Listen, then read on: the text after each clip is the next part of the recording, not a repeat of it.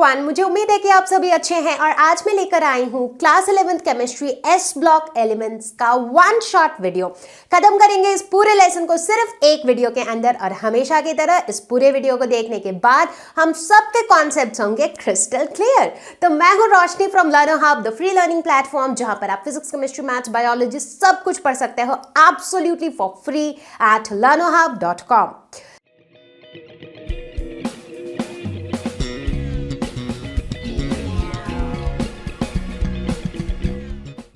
तो जाहिर सी बात है कि एस ब्लॉक एलिमेंट्स जब चैप्टर का नाम है तो इसके अंदर हम पढ़ेंगे स्पेशली सिर्फ और सिर्फ S block elements of the periodic table. तो इस लेसन के डिस्कशन को शुरू करने से पहले मैं सभी बच्चों को यह बता दूं कि इससे पहले मैंने एक वन शॉट वीडियो बनाया था on periodic classification of elements. उस वीडियो को देखना बहुत ज़रूरी है क्योंकि उसके अंदर मैंने बताया था कि किस तरह से पीरियोडिक टेबल के अंदर along a period down the group अलग अलग प्रॉपर्टीज़ की ट्रेंड्स चेंज होती हैं एंड दैट्स वेरी इंपॉर्टेंट क्योंकि उससे जो है आपके दिमाग में ना एक बेसिक क्लैरिटी रहती है कि पीरियोडिक टेबल में कौन सी चीज़ कैसे चेंज होती है और क्यों। ठीक है, तो चलो इसी के साथ अब शुरू करते हैं ये लेसन जो कि है एस ब्लॉक एलिमेंट्स। नाम से पता चल रहा है एस ब्लॉक एलिमेंट्स कौन से एलिमेंट्स जिनका आखिरी वाला इलेक्ट्रॉन यानी कि वैलेंस इलेक्ट्रॉन कहाँ जाता है, एस के अंदर, एस ऑर्बिटल में जहां जाता है उन्हें हम कहते हैं एस ब्लॉक एलिमेंट्स। ठीक है, तो अगर हम पीरियोडिक टेबल की तरफ देखें तो यहां पर हम देखते हैं कि ग्रुप 1 और ग्रुप 2 वाले एलिमेंट्स ऐसे एलिमेंट्स हैं जिनका आखिरी इलेक्ट्रॉन जाता है एस ऑर्बिटल में, तो इसीलिए इन्हें हम कहते हैं एस ब्लॉक एलिमेंट्स। हालांकि हमेशा की तरह एक्सेप्शन यहां भी है, एग्जैक्टली हाइड्रोजन, जिसके बारे में हमने काफी डिस्कस किया था पिछले वीडियो में। यहां हाइड्रोजन में हम क्या देखते हैं कि इसका भी आखिरी इलेक्ट्रॉन जाता तो एस ऑर्बिटल में ही है, बट हाइड्रोजन हमारा ग्रुप 1 का हिस्सा नहीं है क्योंकि हाइड्रोजन यूनिक है, स्पेशल है। वो सब कुछ हम पिछले वीडियो में डिस्कस कर चुके हैं। तो फिलहाल इस वीडियो के अंदर हम एस ब्लॉक एलिमेंट्स बोले तो ग्रुप 1 के सारे एलिमेंट्स एक्सेप्ट हाइड्रोजन और ग्रुप 2 के सारे एलिमेंट्स को डिस्कस करेंगे।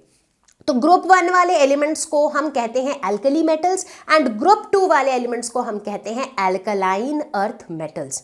सोचने वाली बात है, इतने अजीबोगरीब नाम कहाँ से आए? लॉजिक तो है भाई। तो चलो आगे जैसे जैसे बढ़ेंगे वैसे वैसे हमें लॉजिक भी पता चलेगा कि ये नाम क्यों रखे गए थे। ठीक है, दूसरा सवाल, क्यों पढ़ना है एस ब्लॉक? अरे यार, फालतू में तो हम कुछ भी नहीं पढ़ते, आप सबको पता ही है। तो एस ब्लॉक पढ़ना बहुत ज़रूरी है क्योंकि ये एस ब्लॉक के अंदर काफ़ी सारे ऐसे एलिमेंट्स हैं जो हमारे डे टू डे लाइफ में बहुत यूज़फुल होते हैं। एक बहुत बढ़िया एग्जाम्पल है सोडियम का। सोडियम कहाँ होता है? सबसे पहले सब हाथ खड़ा करेंगे कि कॉमन सॉल्ट, एग्जैक्टली। नमक के बिना तो कोई भी खाना नहीं बनता है। एंड सोडियम सिर्फ नमक में नहीं होता है, बहुत सी ऐसी चीज़ें होती है जो हम डे टू डे लाइफ में यूज़ करते हैं जैसे कि वॉशिंग सोडा, बेकिंग सोडा, उनके अंदर भी सोडियम होता है। And why only sodium? इसके अलावा भी कितने इंपॉर्टेंट एलिमेंट्स हैं जैसे कि कैल्शियम, मैग्नीशियम, लिथियम, ये सारे भी बिलोंग करते हैं एस ब्लॉक एलिमेंट्स के अंदर।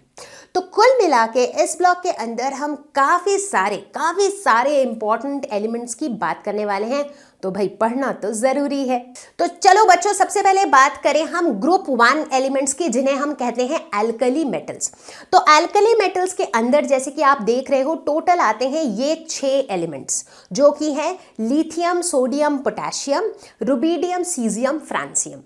अब अच्छा यही रहता है कि आपको सीक्वेंस में याद हो कि भाई कौन से एलिमेंट्स ग्रुप 1 के अंदर आते हैं। ठीक है, अब सीक्वेंस में याद रखने के लिए और बढ़िया हो कि अगर आपके पास एक हैंडी मेमोरी टिप हो तो आप इस मेमोरी टिप को यूज़ कर सकते हो। इससे आपको बड़ी ही आसानी से सारे के सारे एल्कली मेटल्स याद रहेंगे। और ये है लीना की रूबी से फ्रेंडशिप। तो अगर आपको ये याद रहेगा तो आपको पूरा सीक्वेंस याद रहेगा। ली बोले तो लिथियम, ना दैट इज Na बोले तो सोडियम, की बोले तो K that is potassium, Ruby बोले तो रुबिडियम, से बोले तो सीजियम और फ्रेंडशिप बोले तो फ्रांसियम। तो इस तरह से सीक्वेंस याद रहेगा। चलो बहुत बढ़िया।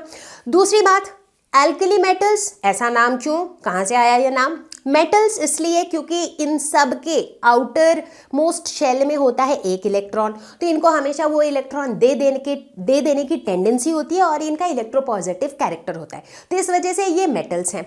ठीक है। एल्कली क्यों? क्योंकि ये जितने भी आपको दिख रहे हैं एलिमेंट्स, ये सारे वाटर के साथ मिल करके बनाते हैं हाइड्रोक्साइड्स, जो कि हाईली बेसिक होते हैं, यानी कि हाईली एल्कलाइन होते हैं, वो बेस की तरह बिहेव करते हैं।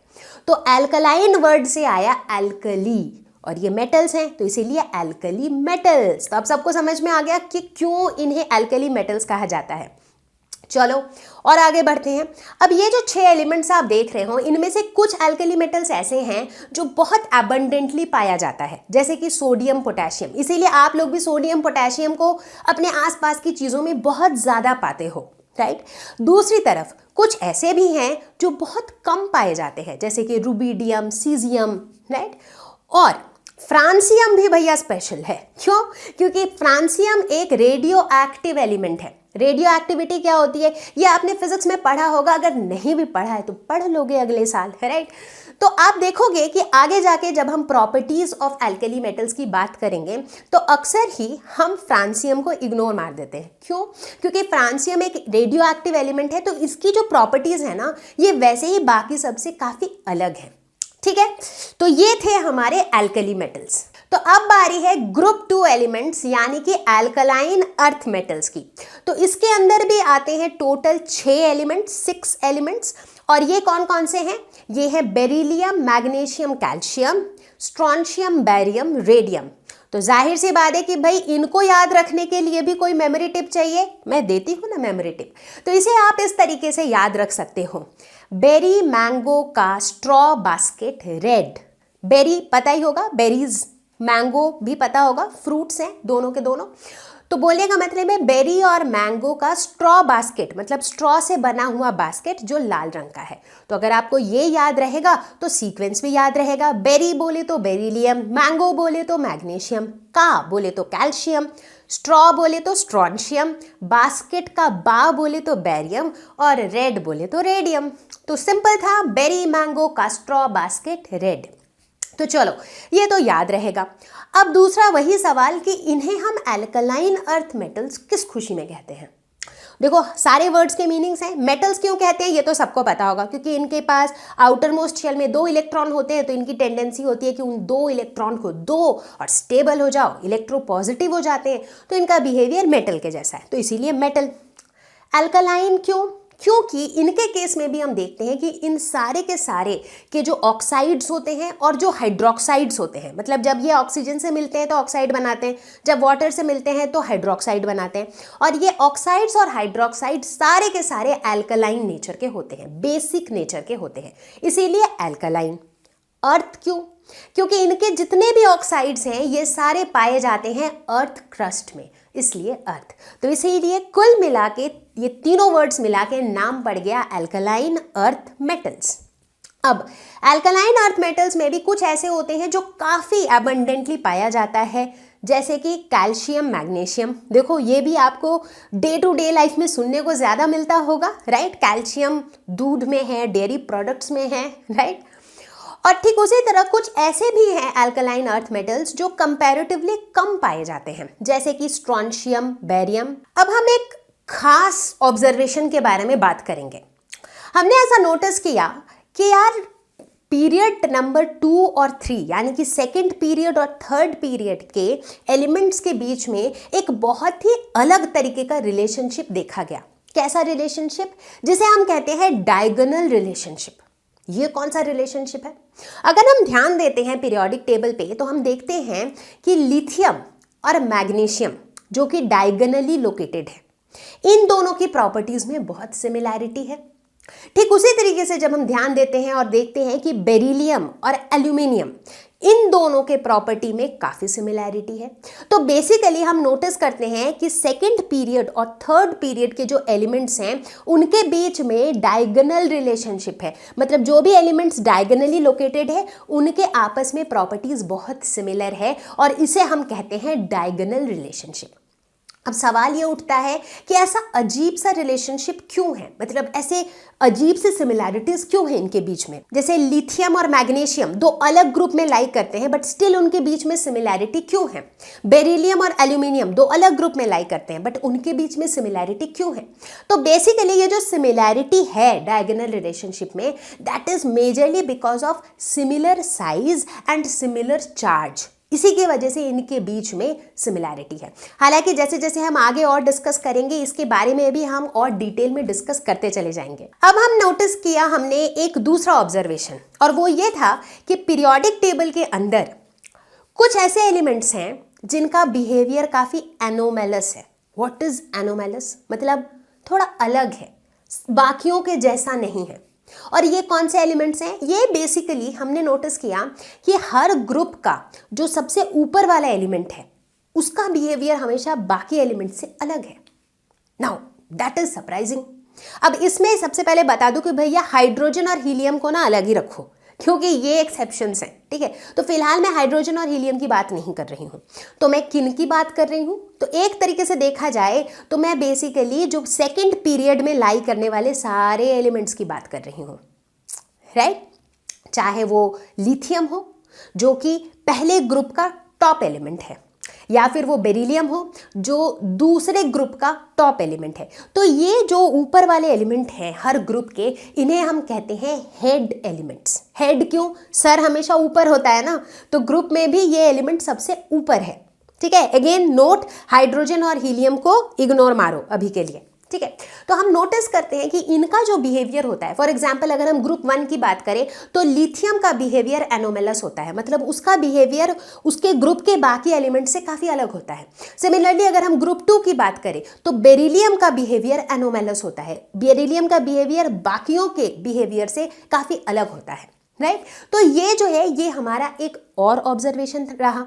तो अब सवाल ये उठता है कि भाई ये जो हेड एलिमेंट्स हैं इनमें ऐसी कौन से पंख लगे होते हैं कि इनका बिहेवियर अलग होता है। तो इनका बिहेवियर जो अलग होता है वो मेजरली इन रीजंस की वजह से होता है। पहला तो स्मॉल साइज, क्योंकि इनके साइज बहुत छोटे होते हैं कंपेयर टू बाकी एलिमेंट्स ऑफ देयर ग्रुप। दूसरा हाई इलेक्ट्रोनेगेटिविटी, तीसरा हाई आयोनाइजेशन एंथैल्पी। अब बच्चों आई होप कि आपको पता होगा कि इलेक्ट्रोनेगेटिविटी क्या होता है, आयोनाइजेशन एंथैल्पी क्या होता है, क्योंकि ये सारी चीजें तो हमने डिटेल में पीरियोडिक क्लासिफिकेशन ऑफ एलिमेंट्स में डिस्कस कर लिया था, ये तो बेसिक्स थे, राइट। इलेक्ट्रोनेगेटिविटी बोले तो जो जितना ज्यादा इलेक्ट्रोनेगेटिव होगा वो इलेक्ट्रॉन को अपनी तरफ खींचेगा, करेक्ट।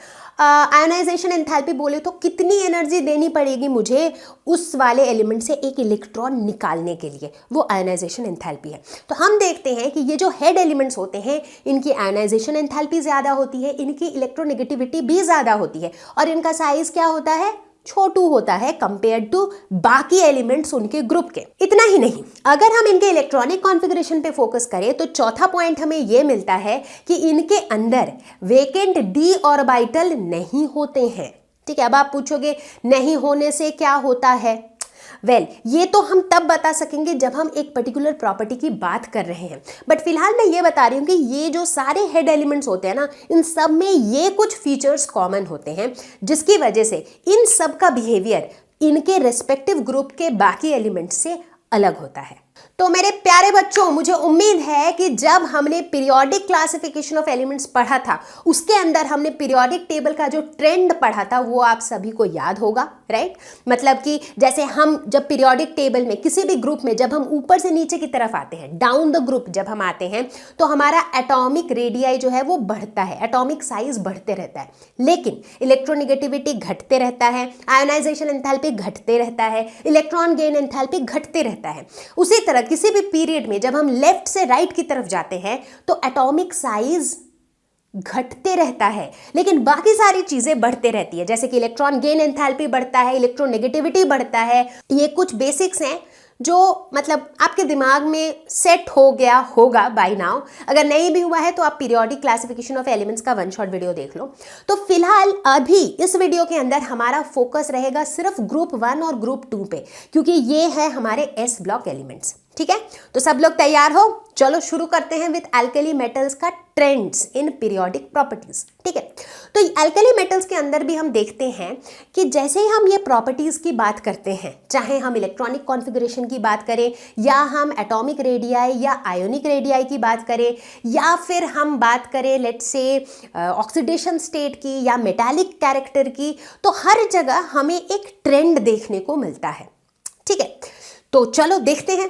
तो अगर हम एल्कली मेटल्स के इलेक्ट्रॉनिक कॉन्फ़िगरेशन पर फोकस करें तो हम क्या देखते हैं, जैसे देखो लिथियम का इलेक्ट्रॉनिक कॉन्फ़िगरेशन क्या है, आउटर मोस्ट इलेक्ट्रॉन जो है वो 2s में जा रहा है, 2s1।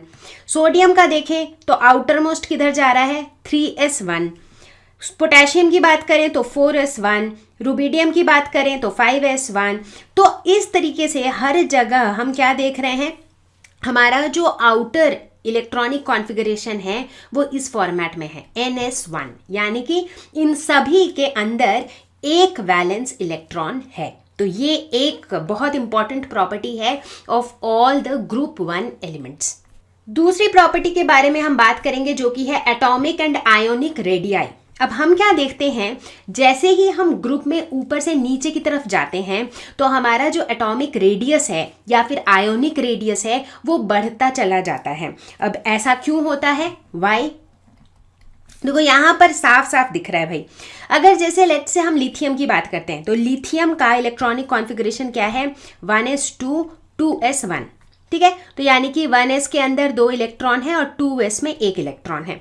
अगर बात करें हम सोडियम की तो सोडियम का कॉन्फ़िगरेशन है 1s2 2s2 2p6 3s1। ठीक है, मतलब 1 के अंदर कितने हैं, 2, 2 के अंदर कितने हैं, 2 + 6 यानी कि 8, और उसके बाद 3 के अंदर कितने हैं, 1। ठीक है, अगर हम बात करें पोटेशियम की तो पोटेशियम के केस में क्या होगा, 1s2 2s2 2p6 3s2 3p6 4s1। तो बेसिकली जैसे जैसे आप नीचे जाओगे आप क्या देखोगे कि ये जो n की वैल्यू है वो बढ़ती चली जा रही है, मतलब हर एक में एक एक शेल बढ़ता चला जा रहा है। देखो लिथियम में कितने शेल थे, 1 2 2 रिंग थे, यहाँ पर कितने हैं, 1 2 3 3 रिंग है, यहाँ पर 1 2 3 4। तो जैसे जैसे आप नीचे जाओगे आपके नंबर ऑफ शेल्स बढ़ते चले जा रहे हैं, जिसकी वजह से आपका एटॉमिक रेडियस या फिर आयोनिक रेडियस भी बढ़ता चला जा रहा है। इनफैक्ट अगर आप एग्जैक्ट डेटा को भी देखना चाहो तो यहाँ पर आप देख सकते हो कि पिकोमीटर्स में इनके मेटालिक रेडियस और आयोनिक रेडियस दिए हुए हैं। तो उनकी वैल्यूज़ को अगर आप देखो तो आपको पता लगता है कि जैसे जैसे नीचे जा रहे हो उनकी वैल्यूज़ बढ़ रही हैं।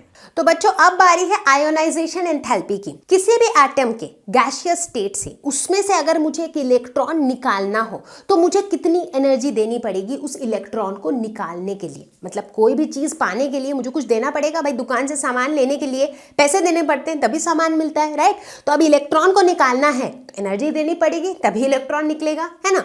तो देखो मेरे हाथ में बॉल्स हैं जिससे आपको अच्छे से समझ आएगा। लेट अस सपोज ये न्यूक्लियस है किसी भी एटम का और ये इसका आउटर मोस्ट इलेक्ट्रॉन है। ठीक है, अब ये आउटर मोस्ट इलेक्ट्रॉन न्यूक्लियस के जितना पास रहेगा न्यूक्लियस इसको उतना अच्छे से पकड़ के रखेगा, आपके लिए इसको निकालना उतना मुश्किल होगा। बट अगर ये बहुत दूर है न्यूक्लियस से तो न्यूक्लियस से ये उतना ज़्यादा अटैच्ड नहीं है तो इसको निकालने में आपको आसानी होगी। ये बात समझ में आती है सबको, राइट? बस फिर तो समझ आ गया। अब आयोनाइजेशन एंथैल्पी में हम क्या नोटिस करते हैं कि भाई जैसे जैसे हम ग्रुप में ऊपर से नीचे आते हैं होता क्या है, जो मेरा एटॉमिक साइज है वो बढ़ रहा है। जैसे जैसे आप ऊपर से नीचे आ रहे हो तो आपका वैलेंस इलेक्ट्रॉन जो है वो न्यूक्लियस से दूर होता जा रहा है। यानी कि जैसे जैसे हम ऊपर से नीचे आ रहे हैं हमें उस बाहर वाले इलेक्ट्रॉन को निकालने के लिए कम एनर्जी देनी पड़ेगी। यानी कि जैसे जैसे हम ऊपर से नीचे आ रहे हैं आयोनाइजेशन एंथैल्पी क्या हो रही है, डिक्रीज हो रही है। तो बच्चों अब बारी है हाइड्रेशन एंथैल्पी की। तो हाइड्रेशन एंथैल्पी क्या होता है, energy released when 1 mole of a substance is dissolved in a large amount of water. मतलब 1 मोल किसी सब्सटेंस का लिया, उसे खूब सारे पानी में डिसॉल्व किया तो उस समय जो एनर्जी रिलीज होगी। अब यहाँ पर एनर्जी रिलीज ही क्यों होगी, क्योंकि जब वो सब्सटेंस पानी में जाके डिसॉल्व हो रहा है, पानी के साथ मिल रहा है, तो बेसिकली वो जो सब्सटेंस है उसके आयंस में और वाटर में बॉन्ड बन रहा है, राइट। और हमने क्या पढ़ा था कि जब भी बॉन्ड बन रहा होता है तो एनर्जी रिलीज होती है, और जब हम बॉन्ड को तोड़ रहे होते हैं, जैसे मान लो मेरे पास ये बॉन्ड है, इसे अगर मुझे तोड़ना है तो मुझे एनर्जी देनी होगी, लेकिन जब बॉन्ड बन रहा होता है तो एनर्जी रिलीज होती है। तो इसी वजह से जो हाइड्रेशन एंथैल्पी होती है ये हमेशा नेगेटिव होती है। क्यों? एनर्जी रिलीज्ड मतलब उसकी वैल्यू नेगेटिव होती है, एग्जैक्टली। तो ये है हाइड्रेशन एंथैल्पी। अब चलो देखते हैं कि इसका ट्रेंड कैसा होता है, ठीक है। अब हाइड्रेशन एंथैल्पी का जो ट्रेंड है ये रिलेटेड होता है आयन के साइज से, ठीक है। आयन का साइज जितना छोटा होता है हाइड्रेशन का एक्सटेंट उतना ज्यादा होता है और हाइड्रेशन एंथैल्पी उतनी ज्यादा होती है। ऐसा क्यों? लेट अस सपोज ये दो आयन्स है मेरे दोनों हाथ में, इसका साइज थोड़ा बड़ा है, इसका साइज छोटा है। अगर आयन का साइज बड़ा होता है तो क्या होता है, अगर आयन बड़ा है, जो चार्जेस इसमें हैं इनके पास काफी सारा जगह है, इट इज लाइक एक बड़े से कमरे में 5 लोगों को रहना है तो बिल्कुल फैल के रहेंगे। लेकिन वहीं अगर मेरा आयन का साइज बहुत छोटू है तो क्या होगा, जो चार्जेस हैं वो बिल्कुल पास पास रहेंगे। तो बेसिकली आयन का साइज अगर छोटा है तो चार्ज की डेंसिटी क्या होगी, ज्यादा होगी। चार्ज का डेंसिटी अगर ज्यादा है तो क्या होगा, जो वाटर का जो पोलर एंड है, क्योंकि फाइनली ये वाटर के साथ ही तो बॉन्ड बनाएगा, राइट। तो वाटर का पोलर एंड जब पास आएगा तो इनके बीच का जो इलेक्ट्रोस्टैटिक अट्रैक्शन है वो ज्यादा होगा, क्योंकि इसकी चार्ज डेंसिटी ज्यादा है, ज्यादा चार्जेस हैं हर तरफ। तो वाटर के पोलर एंड के साथ ये ज्यादा स्ट्रांगली बॉन्ड बनाएगा, तो हाइड्रेशन का जो एक्सटेंट है वो ज्यादा होगा, तो हाइड्रेशन एंथैल्पी जो है वो भी ज्यादा होगी। ठीक है, सबको समझ में आ गया ऐसा क्यों होगा। तो कुल मिला के ट्रेंड कैसा हुआ, आयन का साइज अगर स्मॉल तो हाइड्रेशन एंथैल्पी ज्यादा। अब बात करते हैं डाउन द ग्रुप। हम डाउन द ग्रुप जाते हैं तो आयन का साइज क्या होता है, आयन का साइज बढ़ता है, इंक्रीज होता है, तो हाइड्रेशन एंथैल्पी क्या होगा, डिक्रीज होगा, राइट। तो देखो आप इस टेबल को देखो जिसमें एग्जैक्ट वैल्यूज दी हुई है सबके हाइड्रेशन एंथैल्पी की। नेगेटिव साइन क्यों है, क्योंकि एनर्जी रिलीज हो रही है। अब वैल्यू पे फोकस करो, देखो वैल्यू जो है वो घट रही है। क्यों घट रही है, क्योंकि जैसे जैसे हम डाउन द ग्रुप जाएंगे तो आयोनिक साइज बढ़ेगा, राइट। तो चार्ज डेंसिटी घटेगा तो हाइड्रेशन एंथैल्पी घटेगा, राइट। तो इसीलिए अगर हम एल्कली मेटल्स की बात करें तो जो लिथियम है इसका क्या होगा, इसका हाइड्रेशन एंथैल्पी मैक्सिमम होगा। अब बात करेंगे मेटालिक कैरेक्टर की। तो जैसे जैसे हम डाउन द ग्रुप जाते हैं तो मेटालिक कैरेक्टर इंक्रीज होता है। क्यों? मेटालिक कैरेक्टर किसे कहते हैं, मेटल का क्या बेसिक कैरेक्टर होता है, मेटल का कैरेक्टर होता है कि वो इलेक्ट्रॉन लूज करता है, ठीक है। तो जैसे हम ग्रुप में नीचे की तरफ जाते हैं तो इलेक्ट्रॉन लूज करने की टेंडेंसी जो है वो बढ़ जाती है। ऐसा क्यों? क्योंकि जैसे जैसे हम नीचे की तरफ जाते हैं तो क्या होते हैं, शेल्स इंक्रीज होते रहते हैं, जिसकी वजह से जो वैलेंस इलेक्ट्रॉन है वो न्यूक्लियस से दूर जाता है। तो इसीलिए उससे इतना अटैचमेंट होता नहीं है न्यूक्लियस को, उसको लगता है अरे जाने दे, राइट। तो जैसे जैसे हम ग्रुप में नीचे की तरफ जाते हैं तो इलेक्ट्रॉन को लूज करने की टेंडेंसी और बढ़ जाती है, यानी कि मेटालिक कैरेक्टर और बढ़ जाती है। अब हम बात करने वाले हैं एक बहुत ही इंटरेस्टिंग कैरेक्टरिस्टिक की, जो कि ये है कि अल्कली मेटल्स जो हैं they impart characteristic colour to oxidising flame. बोले तो कि ये जो अल्कली मेटल्स है ना, चाहे वो लिथियम है, चाहे सोडियम है, चाहे पोटेशियम है, ये सारे जो हैं अलग अलग कलर्स देते हैं फ्लेम को। जैसे कहीं पर आपको डीप रेड मिलेगा तो कहीं ब्राइट येलो, तो कहीं वायलेट, तो कहीं ब्लू, ठीक है। अब ये ना एक बड़ी इंटरेस्टिंग सी चीज़ है कि यार ये फ्लेम टेस्ट जिसे बहुत जगह कहा जाता है, इसमें ये अलग अलग कलर्स कहाँ से आते हैं। पहली बात तो ये कि ये कलर्स आते कहाँ से हैं, राइट। तो उसके लिए वही बेसिक्स पे जाएंगे। अल्कली मेटल्स की टेंडेंसी क्या होती है, वो हमेशा उनके पास वो जो एक वैलेंस इलेक्ट्रॉन है ना उसको देने के लिए तैयार बैठे हैं कि यार कोई आओ और लेके जाओ मेरा इलेक्ट्रॉन, राइट। उनका वैसे एटीट्यूड होता है। अब फ्लेम का जो हीट होता है ना, उस हीट से ये जो बाहर का जो वेला वाला इलेक्ट्रॉन है ना, जो वैलेंस इलेक्ट्रॉन है, ये आसानी से एक्साइट हो जाता है हायर एनर्जी लेवल पे, ठीक है। जैसे कोई इलेक्ट्रॉन को एनर्जी मिली, कहीं से ना एक्स्ट्रा एनर्जी आई, तो इलेक्ट्रॉन एकदम कूद के चला गया हायर एनर्जी लेवल पे। चला तो गया, बट जैसा कि हमें पता है कि हायर एनर्जी लेवल पे इलेक्ट्रॉन स्टेबल नहीं रहता है, तो थोड़ी देर के बाद वही लौट के बुद्धू घर को आए, वो वापस आ जाएगा अपने ग्राउंड स्टेट पे, ठीक है, या फिर जहां से वो गया था वहीं पे वापस आ जाएगा। अब जब वो एक्साइटेड स्टेट में गया था तब तो उसने एनर्जी एब्जॉर्ब की थी, बट जब वो एक्साइटेड स्टेट से वापस फॉल बैक करेगा तब वो एनर्जी को रिलीज करेगा in the form of radiation, right. और ये जो रेडिएशन है यही हमें दिखते हैं as different different colours based on the wavelength of the radiation, right. ये चीजें हमने पढ़ रखी है, याद है वो लाइमन, बामर, ब्रैकेट वगैरह वगैरह पढ़ा था, जिसमें हमने देखा था पहले इलेक्ट्रॉन को एक्साइट करो, ऊपर भेजो, वापस जब वो फॉल बैक करेगा तो वो रेडिएशन एमिट करेगा। तो चलो अब ये तो सबको समझ में आ गया कि कलर आ कहां से रहा है, ठीक है।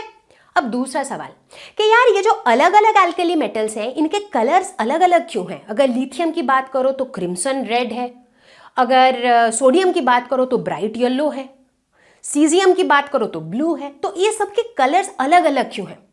तो बच्चा कलर तो अलग अलग होगा ना, क्योंकि ये जो जितने एलिमेंट्स हैं इन सबकी आयोनाइजेशन एनर्जी अलग है, तो सबके इलेक्ट्रॉन को एक्साइट करने के लिए आपको बराबर एनर्जी नहीं देनी है, सबकी रिक्वायरमेंट अलग है, राइट। अब हर बच्चे को बाहर घूमने जाने के लिए बराबर पैसे नहीं चाहिए, कोई 10 रुपए में खुश है तो कोई 100 रुपए चाहिए तो किसी को 10,000 रुपए चाहिए, राइट। तो सबके लिए जो एनर्जी की रिक्वायरमेंट है दैट इज डिफरेंट, सबकी आयनाइजेशन एनर्जी अलग है, पहली बात। तो अगर मान लो मैं सोडियम की बात करूं, सोडियम के इलेक्ट्रॉनिक कॉन्फ़िगरेशन क्या होता है 1s2 2s2 2p6 3s1। तो इसको अगर एक्स्ट्रा एनर्जी दिया जाए तो जो इलेक्ट्रॉन है वो 3s से 3p में कूद जाएगा, वापस जब वो 3p से 3s में फॉल बैक करेगा उस समय रेडिएशन एमिट होगी और उसकी जो वेवलेंथ होगी उसके कॉरेस्पॉन्डिंग हमें मिलेगा ब्राइट येलो कलर का फ्लेम में वो कलर मिलेगा, राइट। अब उसी तरह डिपेंड करता है कि हम किसी भी इलेक्ट्रॉन को कितनी एनर्जी दे रहे हैं, जितना एनर्जी देंगे उस हिसाब से वो हायर एनर्जी स्टेट पे जाएगा और उसी हिसाब से जब फॉल बैक करेगा तो हमें कॉरेस्पॉन्डिंग वेवलेंथ मिलेगा और उसी के अकॉर्डिंग हमें अलग अलग कलर्स मिलेंगे, ठीक है। तो सबको समझ में आ गया कि क्यों ये कलर्स एमिट होते हैं और क्यों अलग अलग एल्कली मेटल्स के अलग अलग कलर्स होते हैं। तो बच्चा अब बारी है डेंसिटी की। डेंसिटी क्या होता है और इसका ट्रेंड कैसा होता है? हम नोटिस करते हैं कि एल्कली मेटल्स की जो डेंसिटी है, ऊपर जो मेटल्स हैं उनका डेंसिटी कम होता है एंड जैसे जैसे हम एक ग्रुप में ऊपर से नीचे की तरफ आते हैं तो डेंसिटी इंक्रीज होती है। क्यों होता है ऐसा? डेंसिटी क्या होता है? मास बाय वॉल्यूम। तो हम नोटिस करते हैं कि हर एक एलिमेंट के लिए जो मास बाय वॉल्यूम का जो रेशियो है वो इंक्रीज हो रहा होता है, क्योंकि जैसे जैसे ऊपर से नीचे की तरफ आते हैं हमें पता है कि भाई रेडियस तो बढ़ रहा होता है, तो बेसिकली वॉल्यूम बढ़ रहा होता है, मास भी बढ़ रहा है, बट मास बाय वॉल्यूम का जो रेशियो है दैट इज ऑल्सो इंक्रीजिंग, जिसकी वजह से density increases down the group. अब बारी है मेल्टिंग पॉइंट और बॉइलिंग पॉइंट की। तो हम नोटिस करते हैं कि जो एल्कली मेटल्स होते हैं इनका जनरली लो मेल्टिंग पॉइंट और बॉइलिंग पॉइंट होता है। क्यों? क्योंकि एल्कली मेटल्स वैसे ही जो है ना बड़े रिएक्टिव से होते हैं, मतलब वो इलेक्ट्रॉन लूज करने के लिए रेडी रहते हैं और दूसरों के साथ बॉन्ड बनाने के लिए रेडी रहते हैं, तो मतलब बेसिकली ये टूटने के लिए रेडी ही रहते हैं, तो इसीलिए इनका मेल्टिंग पॉइंट बॉइलिंग पॉइंट कम होता है। अब अगर इसकी ट्रेंड की बात करें तो हम देखते हैं जैसे जैसे हम ऊपर से नीचे की तरफ आते हैं ग्रुप में तो मेल्टिंग पॉइंट और बॉइलिंग पॉइंट कम होता जाता है। ऐसा क्यों होता है? क्योंकि हमने पढ़ा था कि ऊपर से नीचे की तरफ हम जैसे जैसे आते हैं तो हमारा आयोनिक साइज जो है, आयोनिक रेडियस जो है वो इंक्रीज होता है, ठीक है। उससे क्या, अगर मेरे पास आयन है जिसका साइज बहुत बड़ा है तो उसमें चार्ज डेंसिटी क्या हो जाएगी? कम हो जाएगी, चार्ज की डेंसिटी कम हो जाएगी, है ना। अगर चार्ज की डेंसिटी कम होगी तो जो इन आयंस के बीच का जो अट्रैक्शन होगा वो क्या होगा? कम होगा। तो जो इनके बीच का बॉन्ड होगा वो कंपैरेटिवली वीकर होगा। तो as a result in ions से जो सब्सटेंस बन रहा है, जो कंपाउंड बन रहा है वो कंपैरेटिवली लेस स्टेबल होगा। लेकिन वहीं अगर मैं एक ऐसे कंपाउंड की बात करूं जो इस तरह से छोटे छोटे आयंस से बने हुए हैं, उनमें क्या होगा? छोटा आयन है, साइज छोटा है, चार्ज डेंसिटी ज्यादा है, चार्ज डेंसिटी ज्यादा है तो अट्रैक्शन क्या है? ज्यादा है, बॉन्ड क्या है? स्ट्रॉन्गर है, ओवरऑल कंपाउंड क्या है? ज्यादा स्टेबल है। अगर ज्यादा स्टेबल है तो उसका मेल्टिंग पॉइंट क्या होगा? ज्यादा होगा। ज्यादा स्टेबल है भाई तो थोड़ा सा हीट किया और वो पिघल नहीं जाएगा, ज्यादा हीट करना पड़ेगा, राइट। तो इसका मतलब मेल्टिंग पॉइंट क्या होगा? ज्यादा होगा। तो बेसिकली जब हम डाउन द ग्रुप जाते हैं तो हमारा आयोनिक रेडियस क्या होता है? इंक्रीज होता है। तो इसका मतलब मेरा मेल्टिंग पॉइंट क्या होगा? डिक्रीज होगा। अब बात करेंगे सॉफ्टनेस की कितना सॉफ्ट होता है, सॉफ्टनेस का ट्रेंड कैसा होता है। तो जैसे जैसे हम ऊपर से नीचे की तरफ आते हैं एक ग्रुप में, सॉफ्टनेस इंक्रीज होता है अल्कली मेटल्स का। ऐसा क्यों? ऐसा इसलिए क्योंकि जैसे जैसे हम ऊपर से नीचे की तरफ आ रहे हैं तो एटॉमिक साइज बढ़ रहा है, राइट। तो एटॉमिक साइज बढ़ रहा है तो अंदर का जो क्लोज पैकिंग है वो क्या हो रहा है, वो कम हो रहा है। कि जैसे जैसे हम ग्रुप में नीचे की तरफ जा रहे हैं हमारा एटॉमिक साइज बढ़ रहा है, राइट, जिसकी वजह से अंदर जो भी चीज़ें हैं उनके बीच का जो क्लोज पैकिंग है वो कम हो रहा है, जो मेटालिक बॉन्डिंग है वो कम हो रही है। अब जब बॉन्डिंग कम हो रही है तो ओवरऑल वो जो चीज़ है, वो जो एलिमेंट है, उसका क्या हो रहा है, सॉफ्टनेस बढ़ रहा है। तो बच्चों अभी तक तो हमने बात करी बहुत सारे फिजिकल प्रॉपर्टीज की, अब बारी है केमिकल प्रॉपर्टीज की।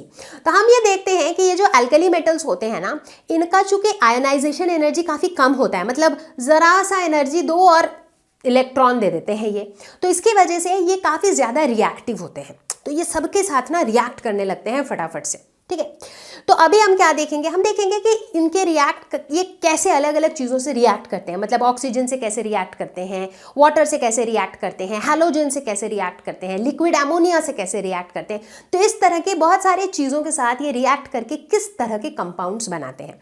तो इन जनरल हम देखते हैं कि अल्कली मेटल्स के जो भी कंपाउंड्स बनते हैं they are generally colourless and diamagnetic, ठीक है।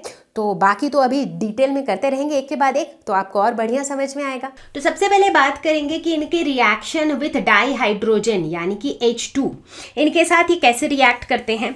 तो ये जो अल्कली मेटल्स हैं इनको लेट से हम M से डिनोट करते हैं, ये डाई हाइड्रोजन के साथ मिल करके बनाते हैं हाइड्राइड्स, ठीक है। हाइड्राइड्स में M+H-, इस तरह से ये हाइड्राइड्स बनाते हैं, इन्हें हम कहते हैं हाइड्राइड्स। इनफैक्ट अगर आपको याद हो जब हमने हाइड्रोजन वाला चैप्टर पढ़ा था वहां पर हमने हाइड्राइड्स की बातें की थी, 3 टाइप्स ऑफ हाइड्राइड्स के बारे में भी पढ़ा था, ionic hydrides, covalent hydrides, metallic hydrides, right. तो यहाँ पर जाहिर सी बात है कि हम किसकी बात कर रहे हैं, हम मेटल हाइड्राइड्स की। यहाँ पर हम बात कर रहे हैं कि अल्कली मेटल्स के साथ जब हमारा ये हाइड्रोजन कंबाइन होता है तो ये बनाते हैं ये वाले हाइड्राइड्स जो कि आयोनिक सॉलिड्स होते हैं, ठीक है। तो ये हाइड्राइड्स कैसे होते हैं, ये होते हैं आयोनिक सॉलिड्स, ठीक है। चलो अब अगर इसे आपको बैलेंस करना हो तो इसे यूं बैलेंस कर दो। तो लगभग इस तरीके से हमारे हाइड्राइड्स बनते हैं। अब हम इन हाइड्राइड्स के कुछ इंपॉर्टेंट प्रॉपर्टीज़ की बात करेंगे, जैसे कि सबसे पहली property, stability of hydrides decrease down the group. आप सबसे पहले तो यही पूछोगे कि ऐसा क्यों होता है। अच्छा, तो भाई स्टेबिलिटी डिक्रीज इसलिए होती है क्योंकि जैसे जैसे हम ऊपर से नीचे आते हैं किसी भी ग्रुप में तो क्या होता है, मेरा जो आयोनिक रेडियस है वो इंक्रीज होता है। तो बेसिकली जो M+ है, जो मेरा कैटायन है, इसका साइज क्या होता है, इंक्रीज होता है।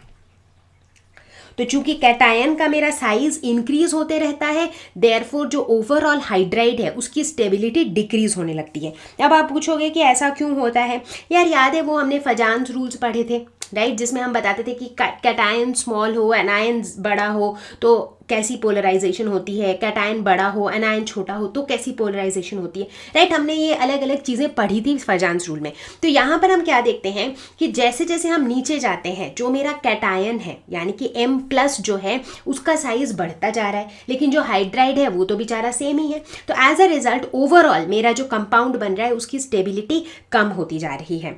यहाँ पर जो दूसरा प्रॉपर्टी है वो ये है कि hydrides react with water to form hydroxides, यानी कि ये जो हाइड्राइड्स हैं हमारे MH फॉर्मेट में, ये जब वाटर के साथ रिएक्ट करते हैं तो हमें क्या मिलता है, M+ OH-।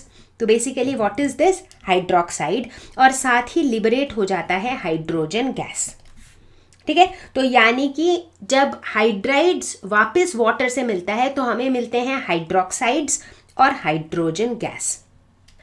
अब बात करते हैं तीसरे प्रॉपर्टी की, जो कि कहता है कि they are strong reducing agents. तो जो हाइड्राइड्स हैं ये बड़े ही स्ट्रॉन्ग रिड्यूसिंग एजेंट है और इनका जो रिड्यूसिंग नेचर है it increases down the group.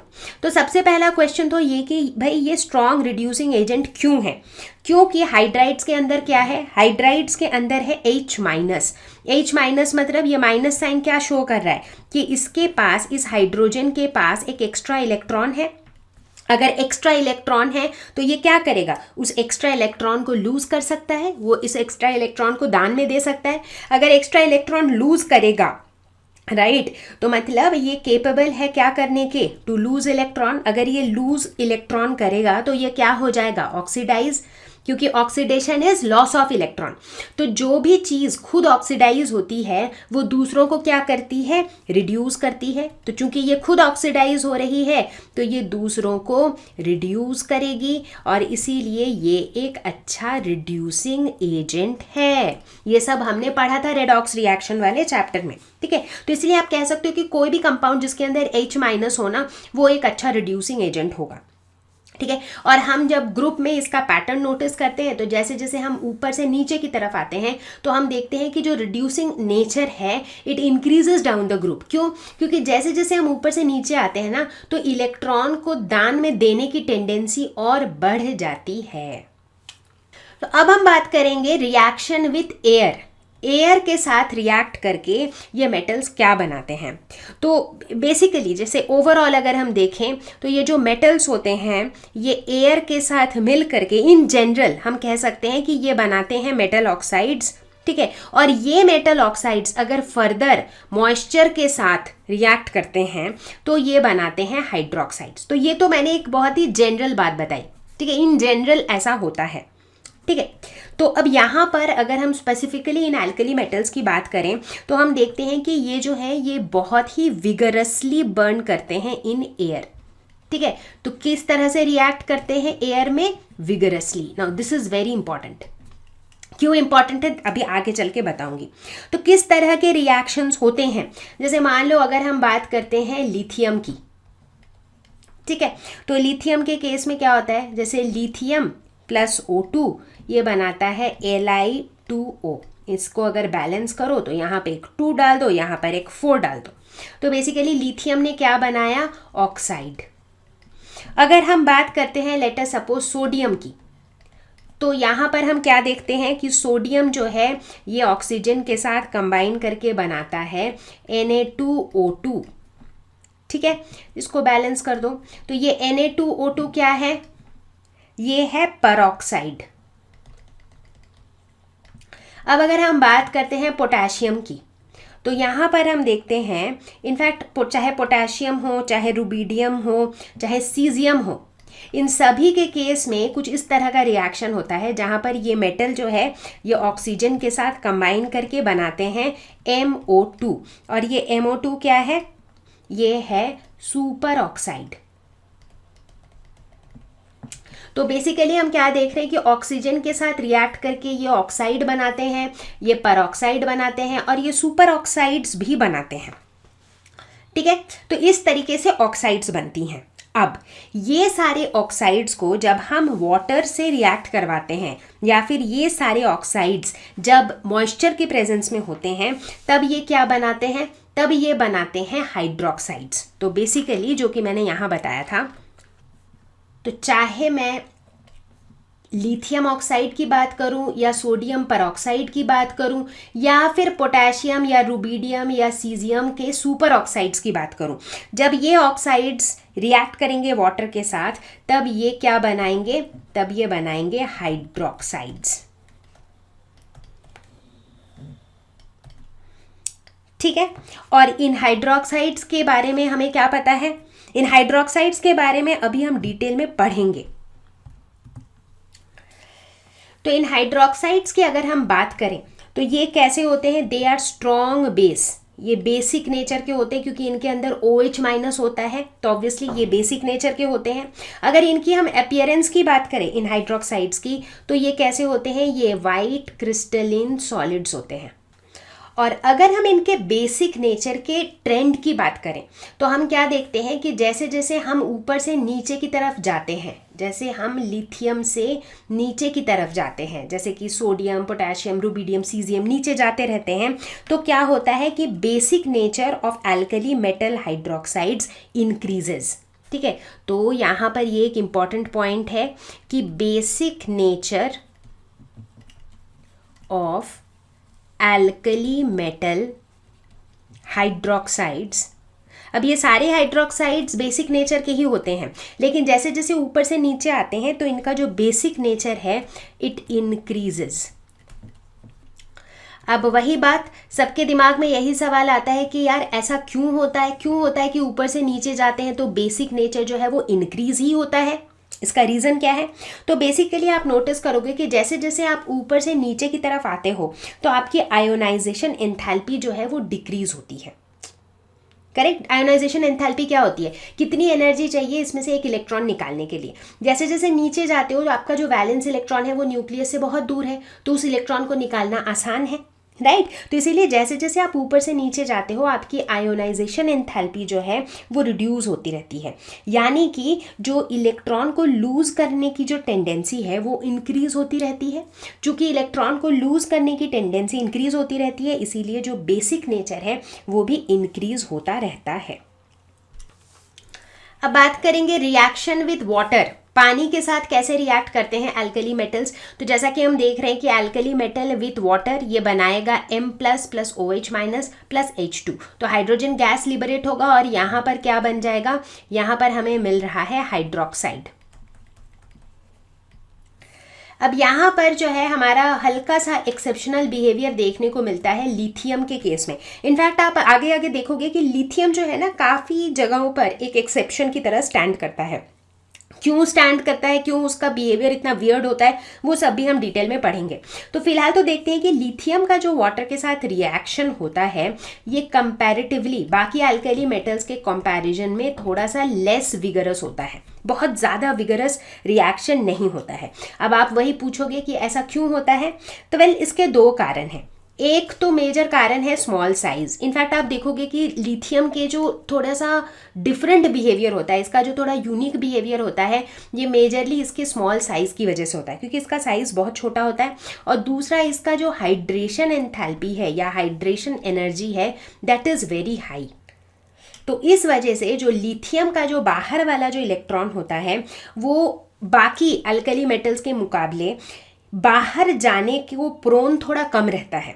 मतलब लिथियम जो है ना बहुत आसानी से अपना उस इलेक्ट्रॉन को लूज नहीं करता है बिकॉज ऑफ दीज रीजंस, और एज अ रिजल्ट इसका वाटर के साथ भी रिएक्शन जो है ये बहुत कम विगरस होता है। लेकिन इसके अलावा बाकी जितने भी हमारे अल्कली मेटल्स हैं ये वाटर के साथ भी बहुत ज़्यादा एक्सप्लोसिवली या फिर विगरसली रिएक्ट करते हैं। इनफैक्ट यही कारण है कि अल्कली मेटल्स को हम जनरली केरोसिन ऑयल में स्टोर करते हैं, क्योंकि ये अल्कली मेटल्स जो हैं ये एयर और वाटर के साथ इतना एक्सप्लोसिवली रिएक्ट करते हैं कि इन्हें ऐसे ही खुले में रखना इज़ नॉट वेरी सेफ। तो इसीलिए आप देखोगे सोडियम, पोटेशियम, इस तरह की चीज़ों को जनरली केरोसिन ऑयल के अंदर डिप करके स्टोर किया जाता है। तो बच्चों चलो अब बारी है ये देखने की कि हमारे प्यारे अल्कली मेटल्स हैलोजेंस के साथ कैसे रिएक्ट करते हैं। हैलोजेंस बोले तो क्लोरीन, फ्लोरीन, ब्रोमीन, आयोडीन, इनके साथ कैसे रिएक्ट करते हैं।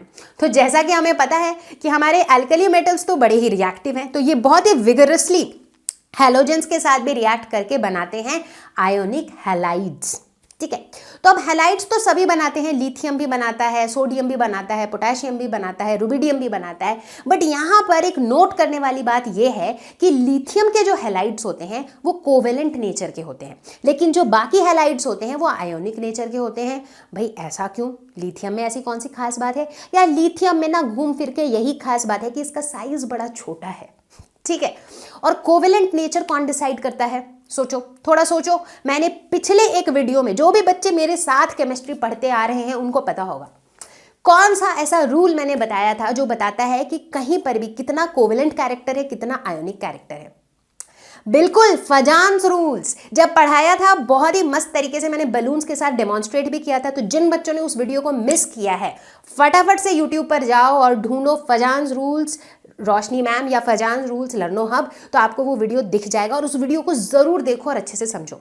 तो बेसिकली फजान्स रूल्स ये कहता था कि अगर कैटायन का साइज स्मॉल हो, कैटायन बोले तो पॉजिटिव आयन, यहाँ पर पॉजिटिव आयन क्या है? लिथियम।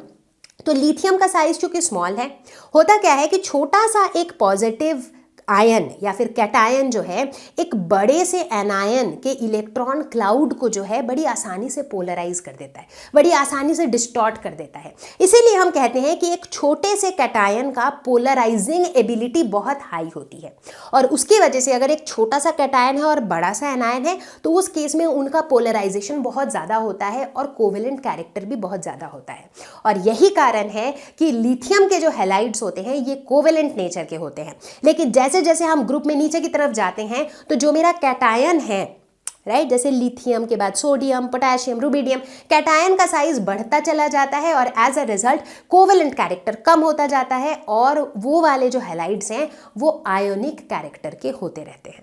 अब हम बात करने वाले हैं एल्कली मेटल्स के रिड्यूसिंग पावर की। हम नोटिस करते हैं कि जो अपने एल्कली मेटल्स हैं ना, ये बड़े ही ज़बरदस्त रिड्यूसिंग एजेंट्स हैं। क्यों? बहुत आसान है। एल्कली मेटल्स हमेशा किस चीज़ के लिए तैयार रहते हैं? हमेशा तैयार बैठे हैं इलेक्ट्रॉन लूज करने के लिए, है ना, क्योंकि उनके पास वो जो एक इलेक्ट्रॉन है उनको वो नहीं चाहिए, ले जा, तो वो हमेशा इलेक्ट्रॉन लूज करना चाहते हैं। हमने क्या पढ़ा था? जो इलेक्ट्रॉन लूज करता है वो क्या होता है? ऑक्सीडाइज, राइट, क्योंकि ऑक्सीडेशन क्या है? Loss of electrons. पढ़ा था ना रेडॉक्स रिएक्शन में, बिल्कुल। तो यानी कि अगर मैं इलेक्ट्रॉन लूज कर रही हूं तो मैं ऑक्सीडाइज होंगी, अगर मैं ऑक्सीडाइज होंगी तो मैं किसी और को रिड्यूस करूंगी, यानी कि अगर मैं ऑक्सीडाइज हो रही हूं तो मैं रिड्यूसिंग एजेंट की तरह काम करूंगी, है ना। तो यहां पर जो अल्कली मेटल्स हैं ये इलेक्ट्रॉन लूज करते हैं, यानी कि ये ऑक्सीडाइज होते हैं, यानी कि ये किसी और को रिड्यूस कर रहे होते हैं, यानी कि ये सारे के सारे रिड्यूसिंग एजेंट्स हैं। ठीक है, अब इसकी ट्रेंड की बात करते हैं तो हम देखते हैं कि सारे के सारे अल्कली मेटल्स में सोडियम ऐसा है जिसका जो लीस्ट पावरफुल रिड्यूसिंग एजेंट है, वो सबसे कम पावरफुल रिड्यूसिंग एजेंट है। ठीक है, और जैसे जैसे हम सोडियम से नीचे की तरफ जाते हैं तो जो ये रिड्यूसिंग पावर है ना, ये क्या होता है? ये इंक्रीज होते रहता है। क्यों? क्योंकि जैसे जैसे हम नीचे की तरफ जाते हैं क्या होता है? इलेक्ट्रॉन लूज करने की जो टेंडेंसी है वो बढ़ती रहती है, क्योंकि जो वैलेंस इलेक्ट्रॉन है वो न्यूक्लियस से दूर है, तो ले जाओ ले जाओ ले जाओ वाला एटीट्यूड बढ़ते रहता है। तो इलेक्ट्रॉन लूज करने की टेंडेंसी बढ़ती रहती है, इसीलिए रिड्यूसिंग पावर क्या होता है? बढ़ते रहता है।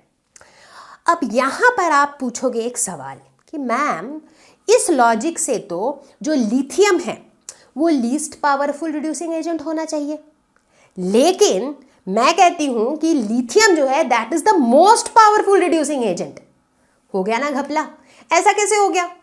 हमने तो कहा था कि रिड्यूसिंग पावर जो है वो नीचे जाते जाते बढ़ता है, तो फिर तो जो सबसे नीचे है वो सबसे पावरफुल होना चाहिए, बट ऐसा है नहीं। Lithium again is an exception. इसीलिए मैंने कहा था शुरुआत में कि ये जो हेड एलिमेंट्स होते हैं ना, जो ऊपर वाले एलिमेंट होते हैं ना, ये हमेशा कुछ ना कुछ घपला करते रहते हैं। इनके बिहेवियर में हमेशा कुछ ना कुछ एनोमैली चलते रहती है। तो अब हमें ये समझना है कि भाई लिथियम एक्सेप्शन क्यों है, ऐसा क्यों है कि lithium is the most powerful reducing agent. तो हम ये देखते हैं कि लिथियम की जो हाईएस्ट रिड्यूसिंग पावर है ये दो मेन रीजंस की वजह से होती है। एक तो इसका स्मॉल साइज, ये बहुत छोटू सा होता है, ये एक इंपॉर्टेंट रीजन है, और दूसरा है इसकी हाई हाइड्रेशन एंथैल्पी। अब हाइड्रेशन एंथैल्पी क्या होती है ये तो सबको पता ही है, हमने काफी डिटेल में डिस्कस किया था थोड़ी देर पहले, राइट। तो अब हम ये देखेंगे कि किस तरह से ये जो दो रीजंस हैं इनके वजह से लिथियम का रिड्यूसिंग पावर इतना ज्यादा होता है। ठीक है, अब देखो अधिकतर रिएक्शंस कहाँ पर होते हैं? अधिकतर रिएक्शंस हमारे जो होते हैं वो होते हैं वाटर में। ठीक है, और वाटर हमारा कैसा होता है? ऐसा ऑक्सीजन हाइड्रोजन, ठीक है, जिसमें हाइड्रोजन के पास हल्का सा पॉजिटिव चार्ज होता है और ऑक्सीजन के ऊपर हल्का सा नेगेटिव चार्ज होता है।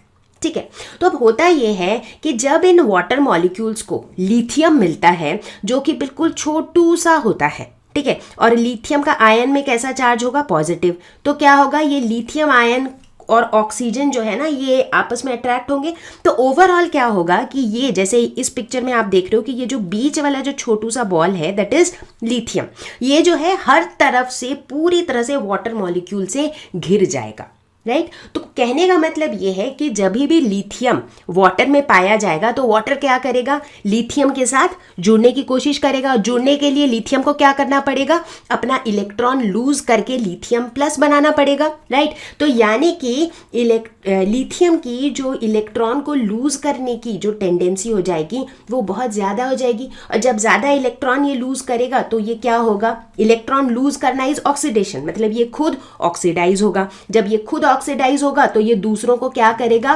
रिड्यूस, यानी कि इसका जो रिड्यूसिंग पावर है ये काफी ज्यादा होगा। ठीक है, तो हम कह सकते हैं कि जो लिथियम का जो हाई रिड्यूसिंग पावर है, जो कि एक एक्सेप्शन है, वो किसकी वजह से है, इसके स्मॉल साइज की वजह से है, जिसकी वजह से इसकी हाइड्रेशन एंथैल्पी जो है ये काफ़ी ज़्यादा होती है। लेकिन जब हम किसी भी दूसरे आयन की बात करते हैं जिनका साइज काफ़ी बड़ा होता है, फॉर एग्जाम्पल अगर हम बात करें लेट्स से रुबिडियम की, ठीक है, तो इसका चूंकि साइज काफी बड़ा होता है तो इनके ऊपर वाटर मॉलिक्यूल का जो इंटरेक्शन है, इनकी जो हाइड्रेशन एंथैल्पी है ये कंपैरेटिवली काफी कम होती है, राइट। तो इसीलिए अगर पानी को लिथियम प्लस दिखेगा तो पानी बिल्कुल दौड़ा दौड़ा आएगा उनके साथ बॉन्ड बनाने के लिए, ठीक है। So this is the reason lithium has highest reducing power. तो मेरे प्यारे बच्चों बहुत ज्यादा ध्यान देना, क्योंकि अभी मैं एक बहुत इंपॉर्टेंट टॉपिक डिस्कस करने वाली हूं जो शायद आपको अपनी टेक्स्ट बुक से समझ के बहुत अच्छे से समझ ना आया हो, या फिर आपने बस उसे रट लिया हो वो 2 लाइंस को, ठीक है। तो अब हम डिस्कस करने वाले हैं reaction of alkali metals with liquid ammonia, ठीक है। तो अगर मुझे कुछ ऐसा रिएक्शन करना हो जिसमें जो सॉल्यूट है वो मेरा प्यारा एल्कली मेटल है और जो सॉल्वेंट है वो पानी नहीं है, वो क्या है, लिक्विड अमोनिया। तो एल्कली मेटल और लिक्विड अमोनिया मिल करके क्या बनाते हैं, ठीक है। तो इसमें ना हम 2 केसेस डिस्कस करेंगे। पहला केस होगा डाइल्यूट सॉल्यूशन, मतलब जब मेरे पास खूब सारा लिक्विड अमोनिया है और उसमें थोड़ा सा, तब कंपैरेटिवली थोड़ा सा एल्कली मेटल है। तो वैसे केस में हम देखते हैं कि हमें एक ऐसा सॉल्यूशन मिलता है जो ब्लू कलर का होता है और जो पैरामैग्नेटिक होता है, ठीक है। दूसरा हम डिस्कस करेंगे कॉन्सेंट्रेटेड सॉल्यूशन, यानी कि जिसमें हमारे पास खूब सारा एल्कली मेटल होता है लिक्विड अमोनिया में, और वहां पर हम देखते हैं कि जो सॉल्यूशन का कलर हमें मिलता है वो होता है ब्रोंज कलर, और जो सॉल्यूशन होता है वो डायामैग्नेटिक होता है, ठीक है। ये जो लाइंस हैं ये आपके टेक्स्ट बुक्स में भी लिखी हुई हैं, बट ये आया कहाँ से, ऐसा क्यों होता है वो समझना तो जरूरी है, बिना समझे कहाँ कुछ याद रहता है, राइट। तो चलो इसे थोड़ा अच्छे से मन लगा के समझते हैं। तो अब यहाँ पर मेरे पास क्या है, मेरा जो सॉल्यूट है वो क्या है, एल्कली मेटल, और जो मेरा सॉल्वेंट है वो क्या है, लिक्विड अमोनिया। मतलब लिक्विड अमोनिया में मैं एल्कली मेटल को ऐड करती जाऊंगी, ये मेरा सिचुएशन है, ठीक है। अब लिक्विड अमोनिया में क्या होगा, इसको समझने के लिए एक बार दिमाग में ये सेट कर लो कि वाटर और अमोनिया का कंपैरिजन को सेट कर लो। देखो वाटर जो है वो कैसे आयोनाइज करता है, हम सभी को पता है, कुछ इस तरह से H प्लस OH माइनस में आयोनाइज करता है।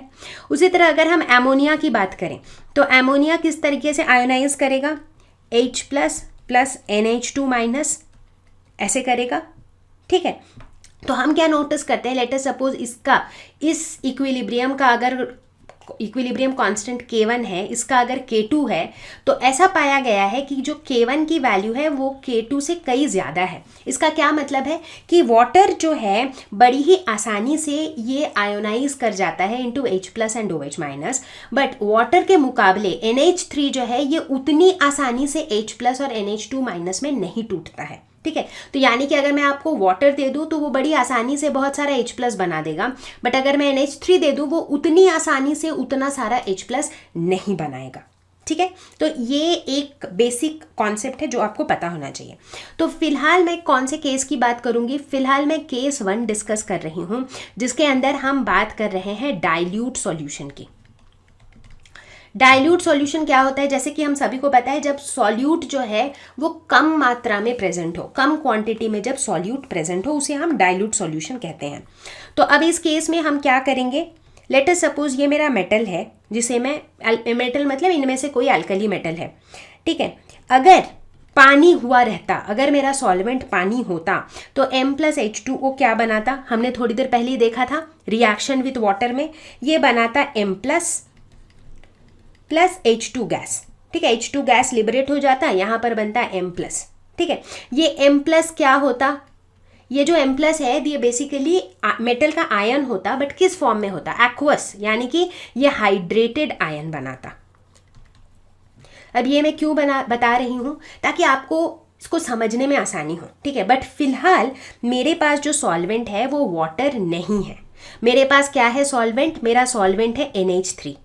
तो जब मेरा मेटल NH3 के साथ मिलेगा, रिएक्ट करेगा, तो मुझे क्या मिलेगा, मुझे मेटल का आयन मिलेगा प्लस मुझे मिलेगा इलेक्ट्रॉन। अब देखो यहाँ पर ये H2 कहाँ से आया था, ये H2 कहाँ से बना था, ये जो मेटल का आयन बना था, साथ ही जो इलेक्ट्रॉन निकला था, वो इलेक्ट्रॉन जो है वो ये वाटर कैसे आयोनाइज हुआ था, H प्लस और OH माइनस में, तो ये इलेक्ट्रॉन उस H प्लस के साथ मिल करके बना दिया H2। ठीक है, समझने की कोशिश करो कि रिएक्शन में हो क्या रहा है। जब मैंने इस मेटल को वाटर में डाला था तो क्या हुआ, M plus plus OH minus भी बनता है यहाँ पर, राइट, यहाँ पर OH माइनस भी बनता है और यहाँ पर हाइड्रोजन गैस बनता है। कहाँ से बना हाइड्रोजन गैस, ये जो मेटल है ये जब M प्लस और ये इलेक्ट्रॉन रिलीज कर देता है, राइट, जब इलेक्ट्रॉन रिलीज करता है तभी तो ये M प्लस बनता है, करेक्ट। तो एल्कली मेटल तो हमेशा अपना वो एक इलेक्ट्रॉन देने के लिए रेडी रहता है। तो एल्कली ने जो एक इलेक्ट्रॉन दिया और वाटर ने जो H प्लस दिया, ये दोनों ने मिल करके क्या बना दिया, हाइड्रोजन गैस। ठीक है, अब यहाँ पर देखो क्या होगा, अब जब मैं अमोनिया सॉल्यूशन की बात कर रही हूँ, यहाँ पर ना मेरे पास H प्लस है नहीं, क्योंकि थोड़ी देर पहले हमने देखा था कि NH3 जो है इतनी आसानी से H प्लस बनाता नहीं है जितनी आसानी से H2O बनाता है, राइट। तो इस केस में क्या होगा, मेरे इस इलेक्ट्रॉन को कोई H प्लस मिला नहीं तो ये हाइड्रोजन गैस नहीं बनाएगा। ठीक है, तो ये एज इट इज ऐसे ही रह जाएगा। अब यहाँ पर जैसे ये जो आयन बना था इसको हम कहते थे हाइड्रेटेड आयन। अब यहाँ पर जो आयन बना है वो कैसा आयन है, अब चूंकि ये आयन जो है इसमें पॉजिटिव चार्ज है, ये क्या करेगा, ये जो अमोनिया है यहाँ पर उनको अपनी तरफ अट्रैक्ट करेगा। तो बेसिकली ये जो M प्लस है ये M प्लस हो जाएगा एमोनिएटेड आयन। ये आपने टर्म अपने NCERT में देखा होगा, राइट। तो इस एमोनिएटेड आयन को हम ऐसे भी डिनोट कर सकते हैं, थोड़ा और अगर डिटेल में, मतलब थोड़ा और स्पेसिफिकली अगर इसे डिनोट करना हो तो हम ऐसे भी लिख सकते हैं MnH3x to the power plus. ये पॉजिटिवली चार्ज्ड आयन है। ठीक है, तो बेसिकली कहने का ये मतलब है कि जैसे हाइड्रेटेड आयन का मतलब होता है कि मेटल के उस आयन के चारों तरफ वाटर मॉलिक्यूल्स हैं, एमोनिएटेड आयन का मतलब है कि मेटल के इस आयन के चारों तरफ एमोनिया है, तो तब वो बन जाता है एमोनिएटेड आयन। ठीक है, और अगर हम इस इलेक्ट्रॉन की बात करें, चूंकि ये इलेक्ट्रॉन भी नेगेटिवली चार्ज्ड है तो ये इलेक्ट्रॉन भी क्या होगा, हर तरफ से अमोनिया से घिर जाएगा, क्योंकि इसे H प्लस तो मिला नहीं इसीलिए ये H2 बना नहीं पाया। तो ये जो इलेक्ट्रॉन है इस इलेक्ट्रॉन को हम कहेंगे एमोनिएटेड इलेक्ट्रॉन।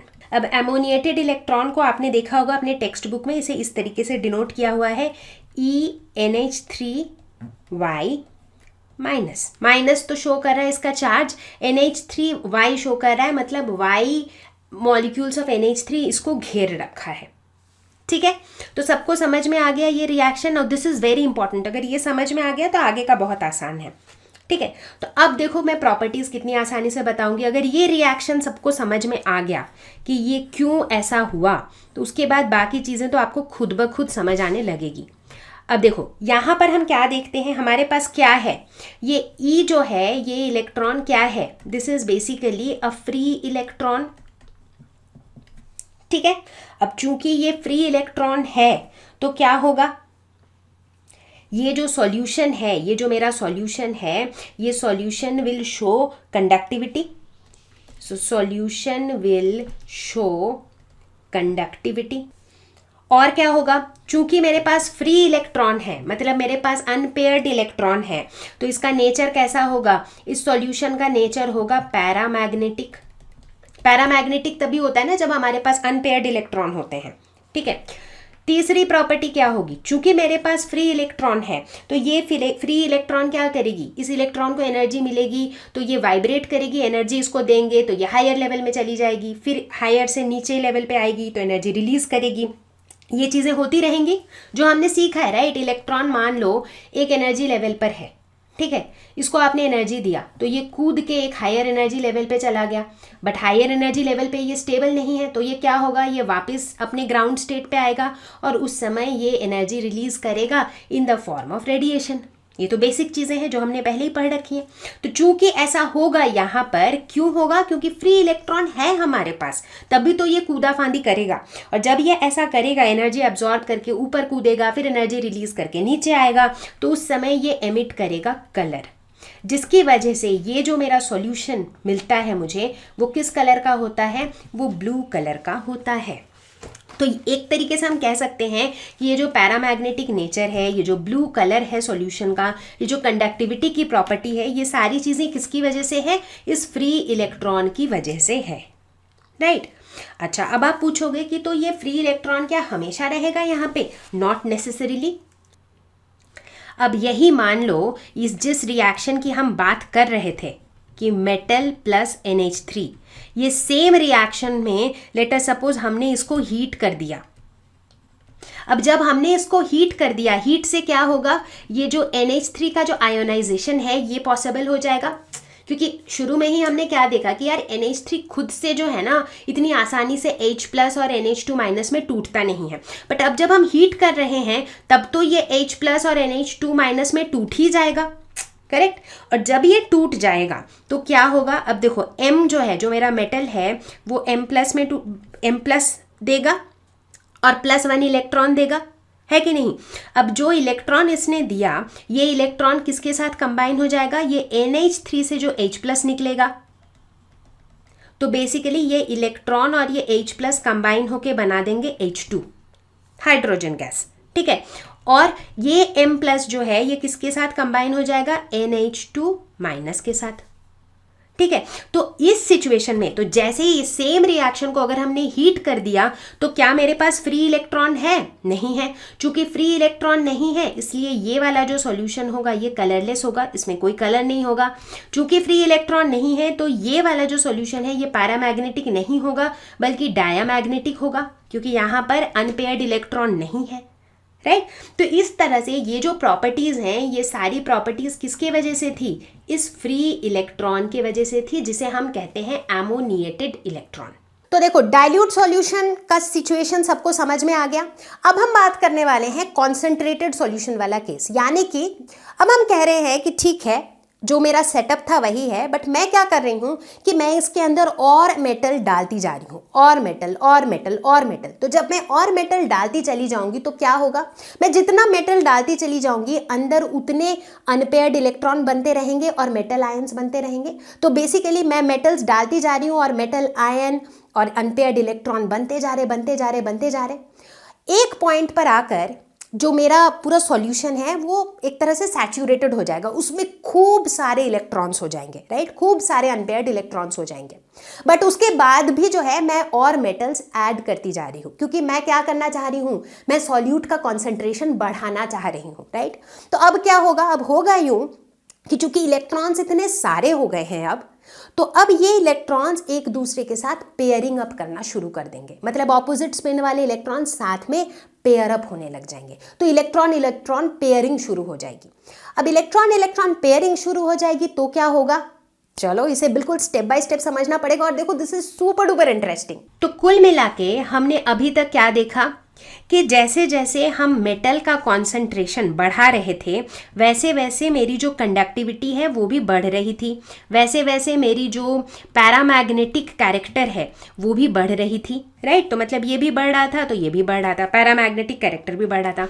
बट अब हम आ चुके हैं एक ऐसे पॉइंट पर जब मतलब बहुत सारे इलेक्ट्रॉन्स हो गए हैं और अब हम फिर भी इलेक्ट्रॉन ऐड कर रहे हैं। तो जैसा कि मैंने बताया अब और इलेक्ट्रॉन ऐड करने से क्या हो जा रहा है, इलेक्ट्रॉन पेयरिंग हो जा रही है, ठीक है। ऐसा हो जाने से क्या हो रहा है, अब चूंकि दो इलेक्ट्रॉन साथ में पेयर अप हो जा रहे हैं, इस तरह की पेयरिंग होने लग जा रही है, तो उसके वजह से हमारे पास अनपेयर्ड इलेक्ट्रॉन कम बच रहे हैं। इसका मतलब जो मेरा पैरामैग्नेटिक नेचर था वो डिक्रीज होने लग जाएगा, क्योंकि पैरामैग्नेटिक नेचर किसकी वजह से होता है, अनपेयर्ड इलेक्ट्रॉन की वजह से होता है। बट इस केस में चूंकि इलेक्ट्रॉन की पेयरिंग अप हो जा रही है तो पैरामैग्नेटिक नेचर इज डिक्रीजिंग। अब पैरामैग्नेटिक नेचर तो डिक्रीज होता जा रहा है, तो मतलब धीरे धीरे हम किसकी तरफ जा रहे हैं, हम डायामैग्नेटिज्म की तरफ जा रहे हैं। इतना ही नहीं, अगर हम रिएक्शन को थोड़ा और बारीकी से देखें तो क्या हो रहा है, ये जो दो इलेक्ट्रॉन पेयर अप हो रहे हैं इनके बीच में रिपल्शन हो रहा है। तो उस रिपल्शन को रिड्यूस करने के लिए, हमें बहुत ज़्यादा रिपल्शन भी चलेगा नहीं, सिस्टम स्टेबल नहीं रहेगा, तो उस रिपल्शन को डिक्रीज करने के लिए क्या हो रहा है कि जो मेरे मेटल आयंस हैं क्योंकि मेटल के आयंस भी तो बन रहे हैं। वो मेटल आयंस जो है ना, वो मेटल आयंस आपस में जुड़ जुड़ के वापस से क्या बना रहे हैं, मॉलिक्यूल्स। तो एक तरीके से मेरे उस सॉल्यूशन के अंदर आयंस कम होते जा रहे हैं और मॉलिक्यूल्स ज़्यादा बनते जा रहे हैं। इसका मतलब इसका आयोनिक नेचर कम होता जा रहा है और कोवेलेंट नेचर बढ़ता जा रहा है, राइट।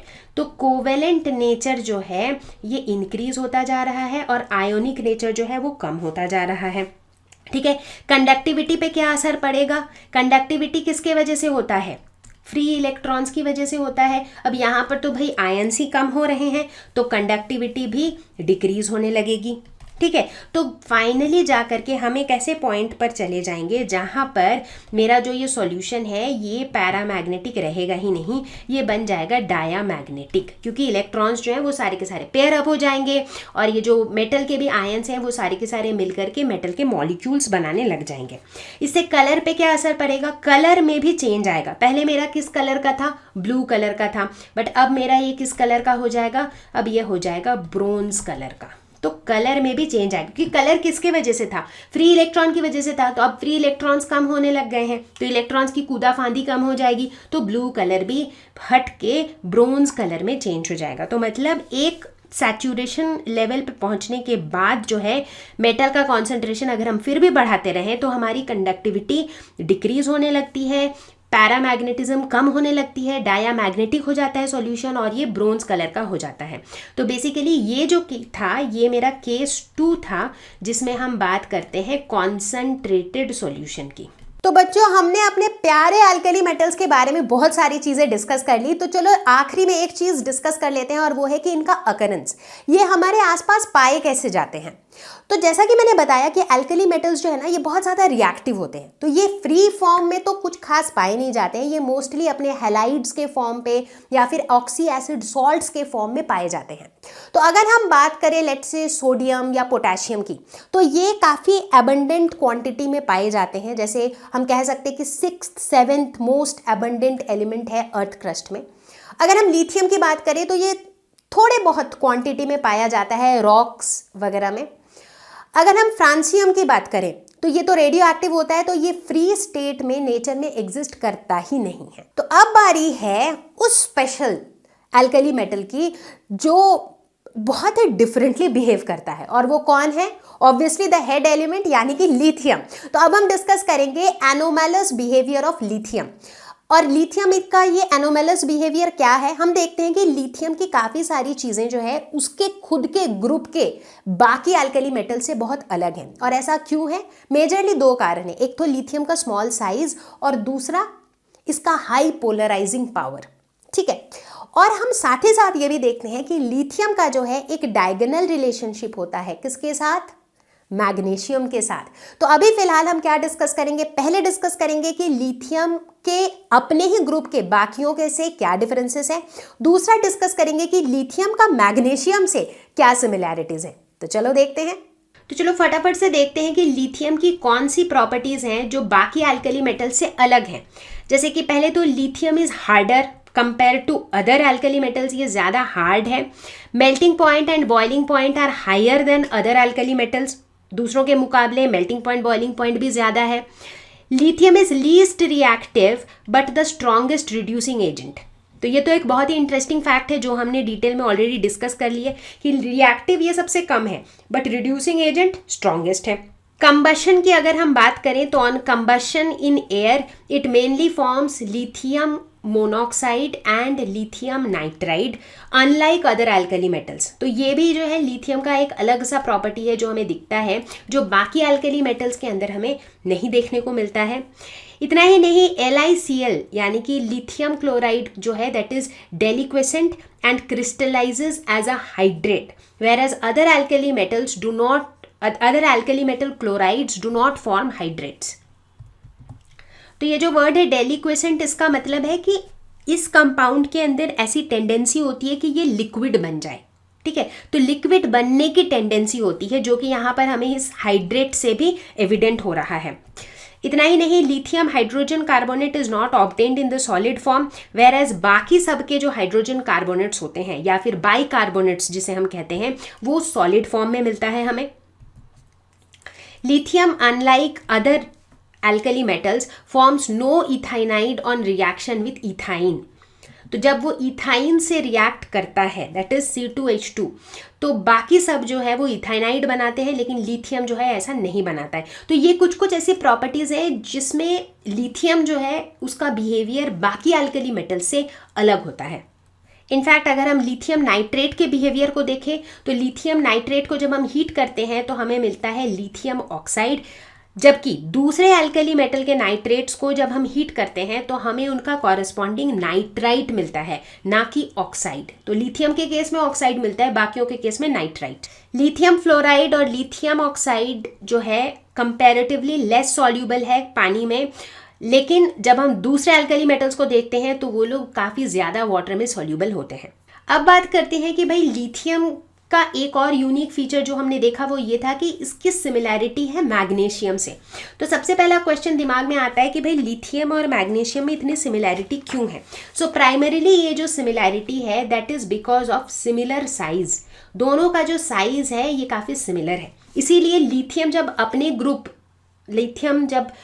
ग्रुप 1 के साथ हम इसे कंपेयर करते हैं तो लिथियम का साइज़ काफ़ी छोटा होता है, बट लिथियम और मैग्नीशियम का जो साइज़ है ये काफ़ी कंपेरेबल है, जिसकी वजह से दोनों ही हार्डर हैं और लाइटर हैं कंपेयर टू बाकी एलिमेंट्स. दोनों ही जो है वो पानी के साथ लेस विगरसली रिएक्ट करते हैं, स्लोली रिएक्ट करते हैं, जबकि जो बाकी लोग हैं इनके ग्रुप्स के वो काफ़ी विगरसली रिएक्ट करते हैं पानी के साथ.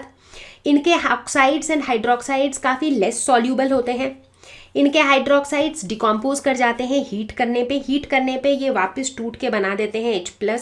Both form nitride Li3n and Mg3n2 by direct combination with nitrogen, जो कि हमें बाकियों के केस में देखने को नहीं मिलता है. The oxides Li2O and MgO do not combine with excess oxygen to give any super oxide. तो ये दो ऐसे मेटल्स हैं जिनके अंदर हमें सुपर ऑक्साइड बनते हुए नहीं दिखता है. Carbonates of lithium and magnesium decompose easily on heating to form oxides and carbon dioxide. Solid hydrogen carbonates are not formed by lithium and magnesium. तो अभी ये डिफरेंस भी हमने डिस्कस किया कि बाकी अल्कली मेटल्स के केस में उनके जो हाइड्रोजन कार्बोनेट्स या फिर बाइकार्बोनेट्स होते हैं वो सॉलिड फॉर्म में पाए जाते हैं, बट लिथियम के केस में सॉलिड फॉर्म में नहीं मिलते हैं. Both LiCl and MgCl2 are soluble in ethanol. क्यों? क्योंकि इनके अंदर कोवेलेंट नेचर की प्रॉपर्टीज़ देखने को मिलती है और इसी वजह से ये जो है इस तरह के ऑर्गेनिक सॉल्वेंट जैसे कि इथेनॉल इनमें सॉल्यूबल होते हैं. Both LiCl and MgCl2 are deliquescent and crystallize from aqueous solution as hydrates, जैसे कि LiCl2H2O, MgCl2 8H2O. तो ये भी प्रॉपर्टी हमने अभी डिस्कस की थी. डेलिक्वेसेंट मतलब ये इनकी टेंडेंसी होती है to form get into the liquid form, और ये भी इन दोनों में पाई जाती है, चाहे लिथियम के क्लोराइड की बात करो या मैग्नीशियम के क्लोराइड की बात करो.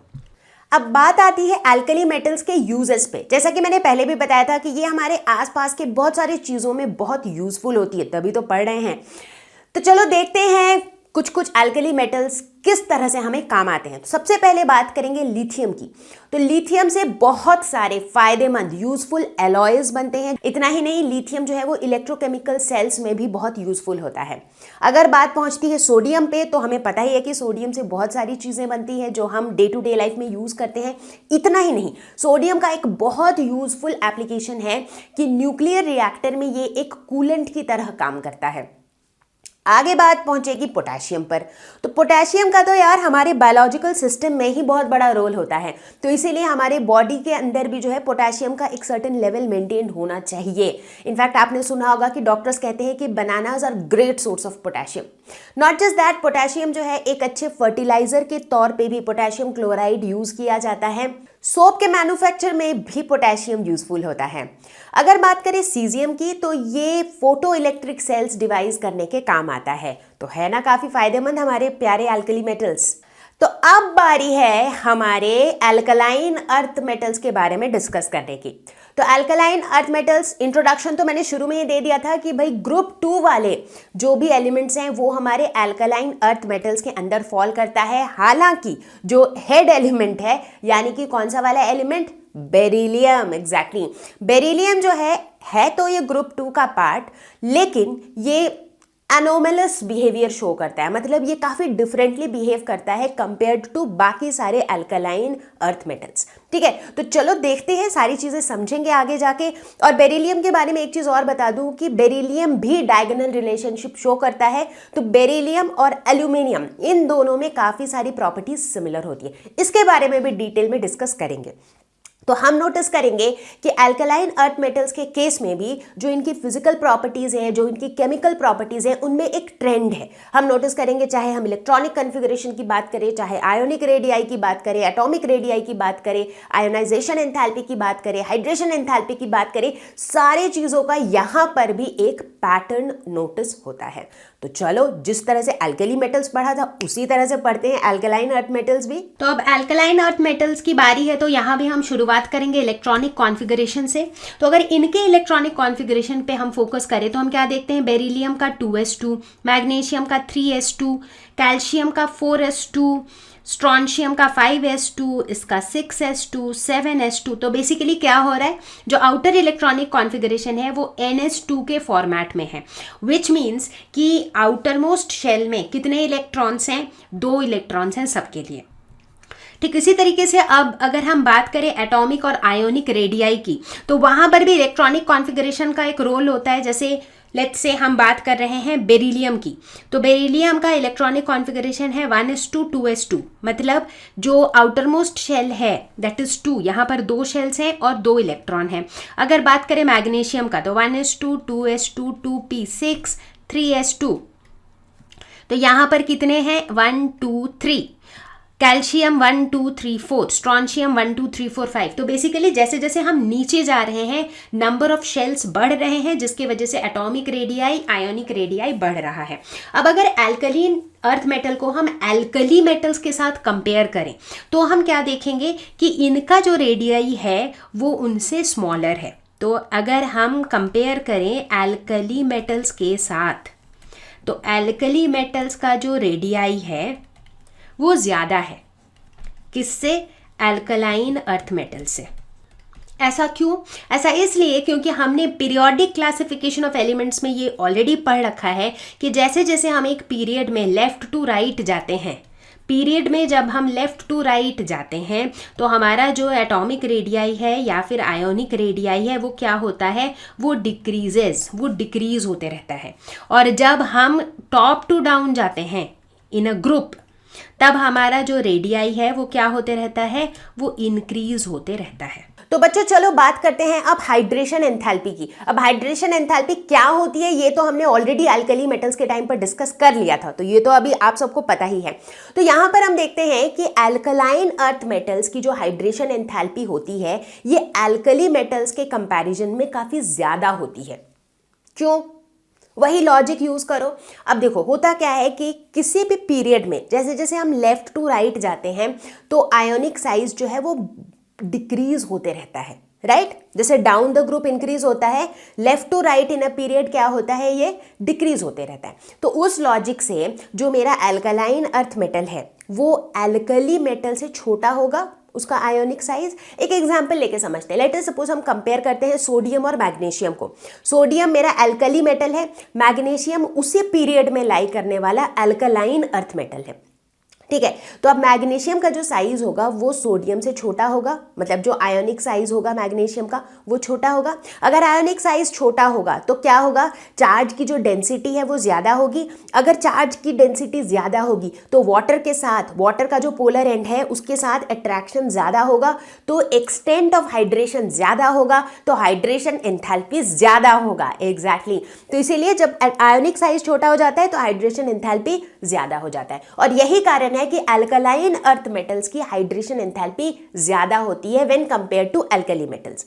इनफैक्ट इसीलिए हम देखते हैं कि जितने भी अल्कलाइन अर्थ मेटल्स हैं इनके जो क्लोराइड्स होते हैं ना वो हाइड्रेटेड फॉर्म में एग्जिस्ट करते हैं। जैसे मान लो बात करते हैं MgCl2 या CaCl2, राइट। ये सारे क्या है, अल्कलाइन अर्थ मेटल्स के हैलाइड्स हैं। ये किस फॉर्म में एग्जिस्ट करते हैं, MgCl2 6H2O, CaCl2 6H2O। लेकिन ये चीज़ हमें अल्कली मेटल के हैलाइड्स में देखने को नहीं मिलती है। जैसे फॉर एग्जांपल NaCl के केस में या KCl के केस में हमें इस तरह का फॉर्म जो है वो देखने को नहीं मिलता है। और अगर हम ट्रेंड की बात करें तो जिस तरह से एल्कली मेटल्स में हमने देखा था, ठीक उसी तरह से एल्कलाइन अर्थ मेटल्स में भी जैसे जैसे हम ग्रुप में ऊपर से नीचे की तरफ जाते हैं तो क्या होता है, आयोनिक साइज इंक्रीज होता है, जिसकी वजह से क्या होता है, हाइड्रेशन एंथैल्पी डिक्रीज होता है। अब बारी है मेटालिक कैरेक्टर की।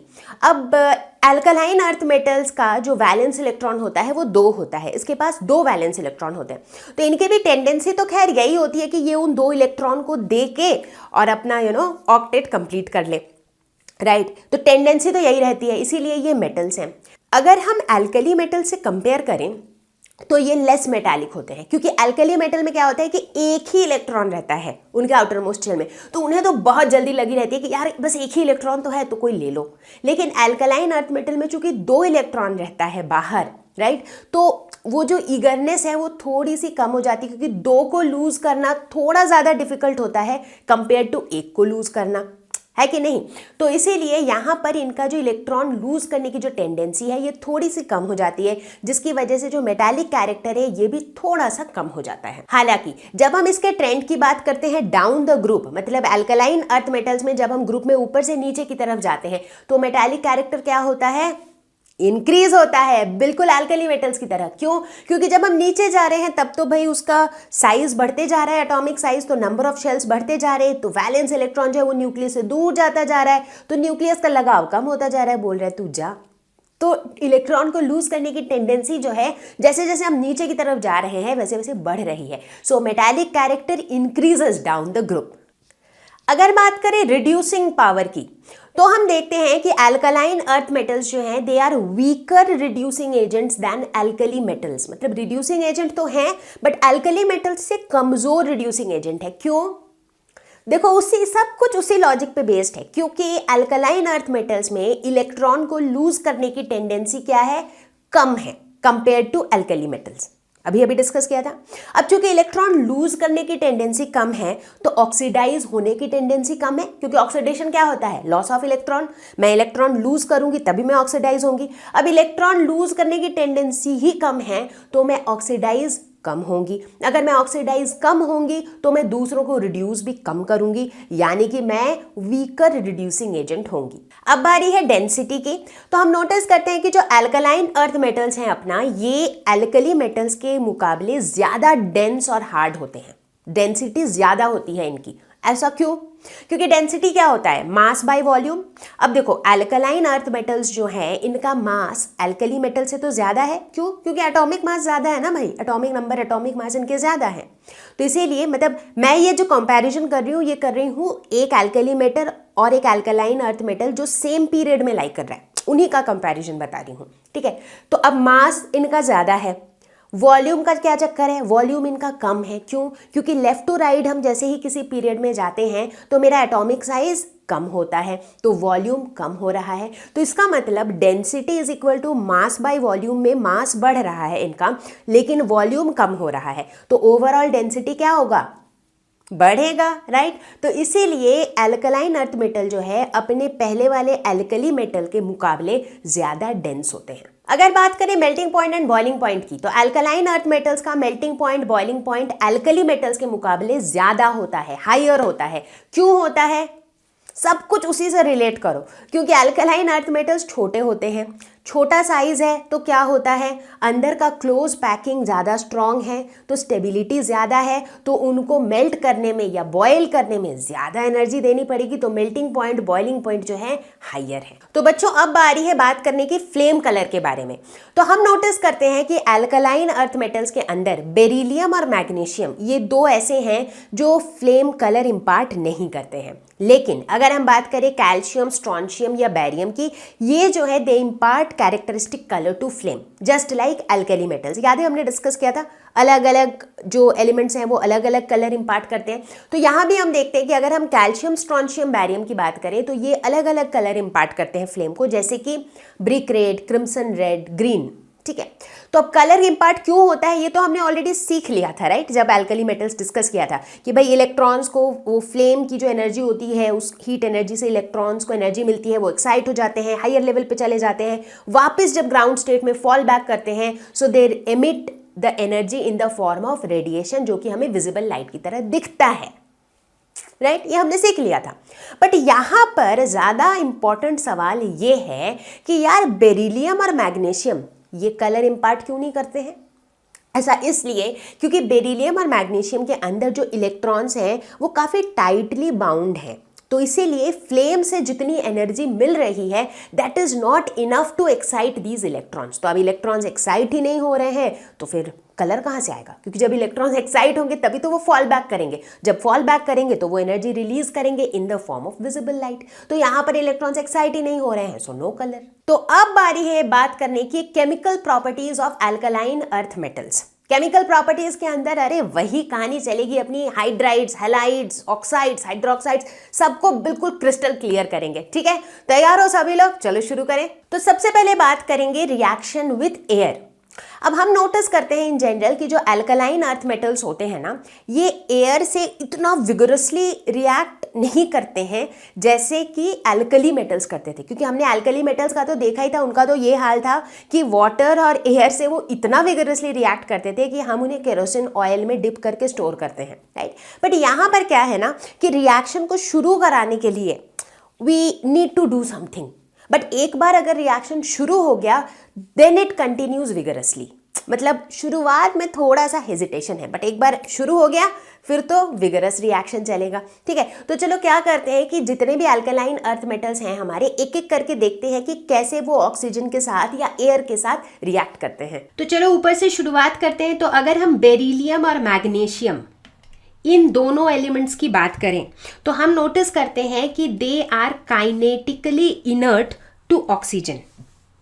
ठीक है, अब ये एक नया वर्ड है आप लोगों के लिए, काइनेटिकली इनर्ट। इसका मतलब क्या है?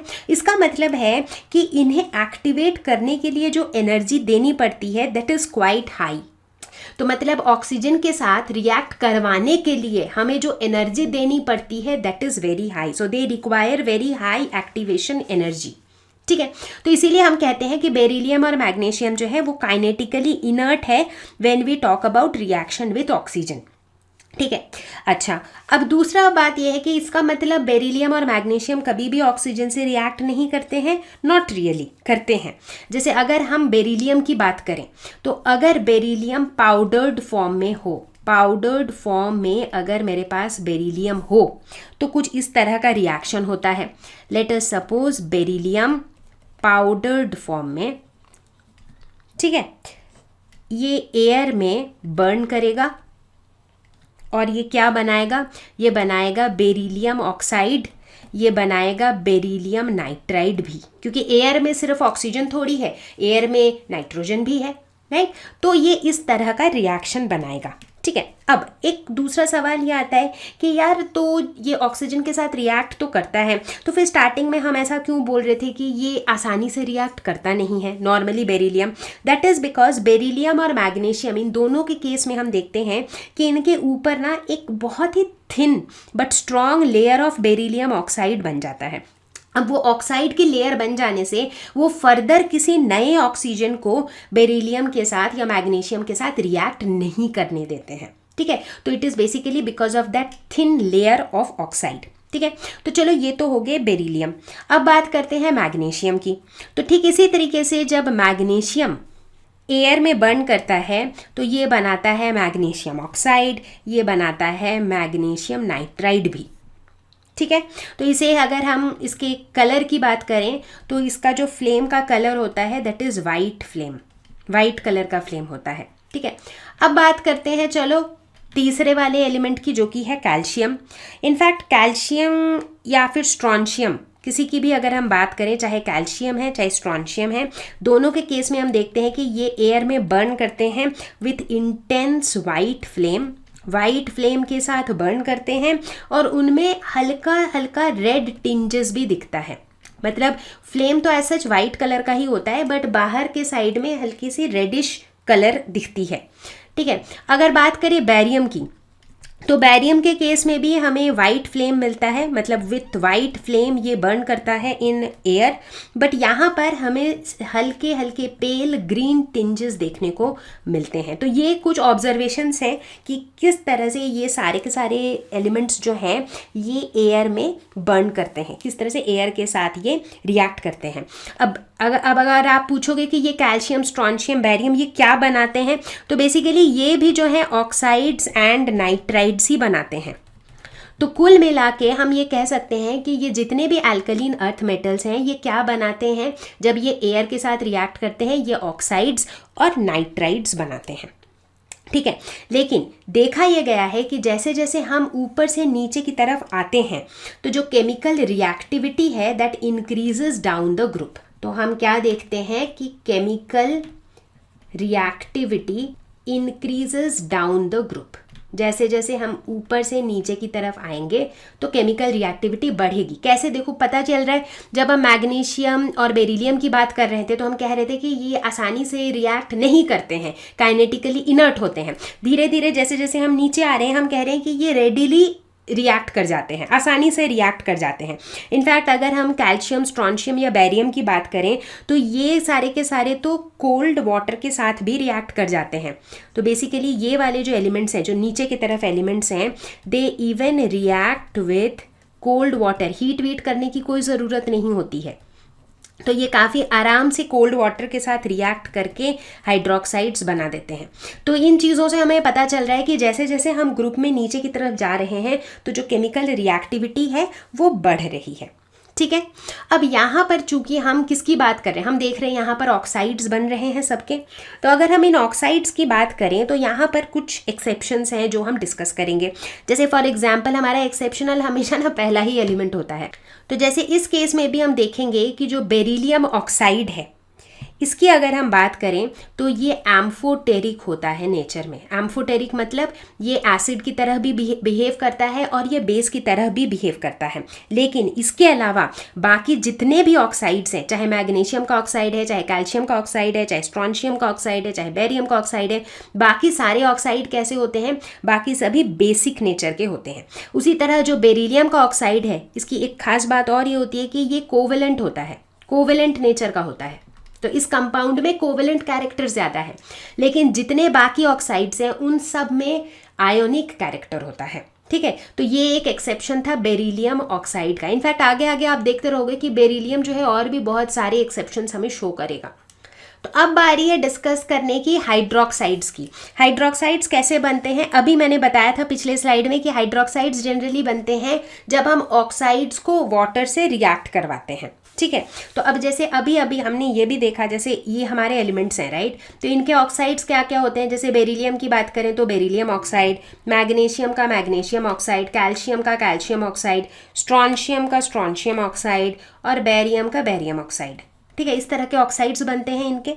तो अब इन्हीं ऑक्साइड्स को अगर हम वाटर से रिएक्ट करवाते हैं तो ये क्या बना देते हैं, ये बना देते हैं हाइड्रोक्साइड्स।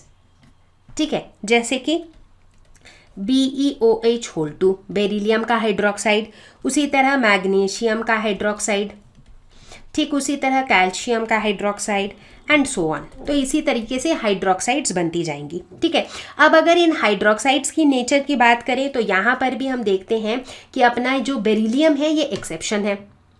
तो बेरिलियम का जो हाइड्रोक्साइड होता है इसका नेचर कैसा होता है, ये एम्फोटेरिक नेचर का होता है, यानी कि ये एसिड की तरह भी बिहेव करता है और ये बेस की तरह भी बिहेव करता है। कैसे, चलो देखते हैं। Let us take an example जहाँ पर ये एसिड की तरह बिहेव करता हो, यानी कि उस समय ये किसी बेस के साथ रिएक्ट करेगा। जैसे OH माइनस बेस है, इसके साथ रिएक्ट करके ये बनाता है BeOH4 2 माइनस। ठीक है, जिसे हम कहते हैं बेरिलेट आयन।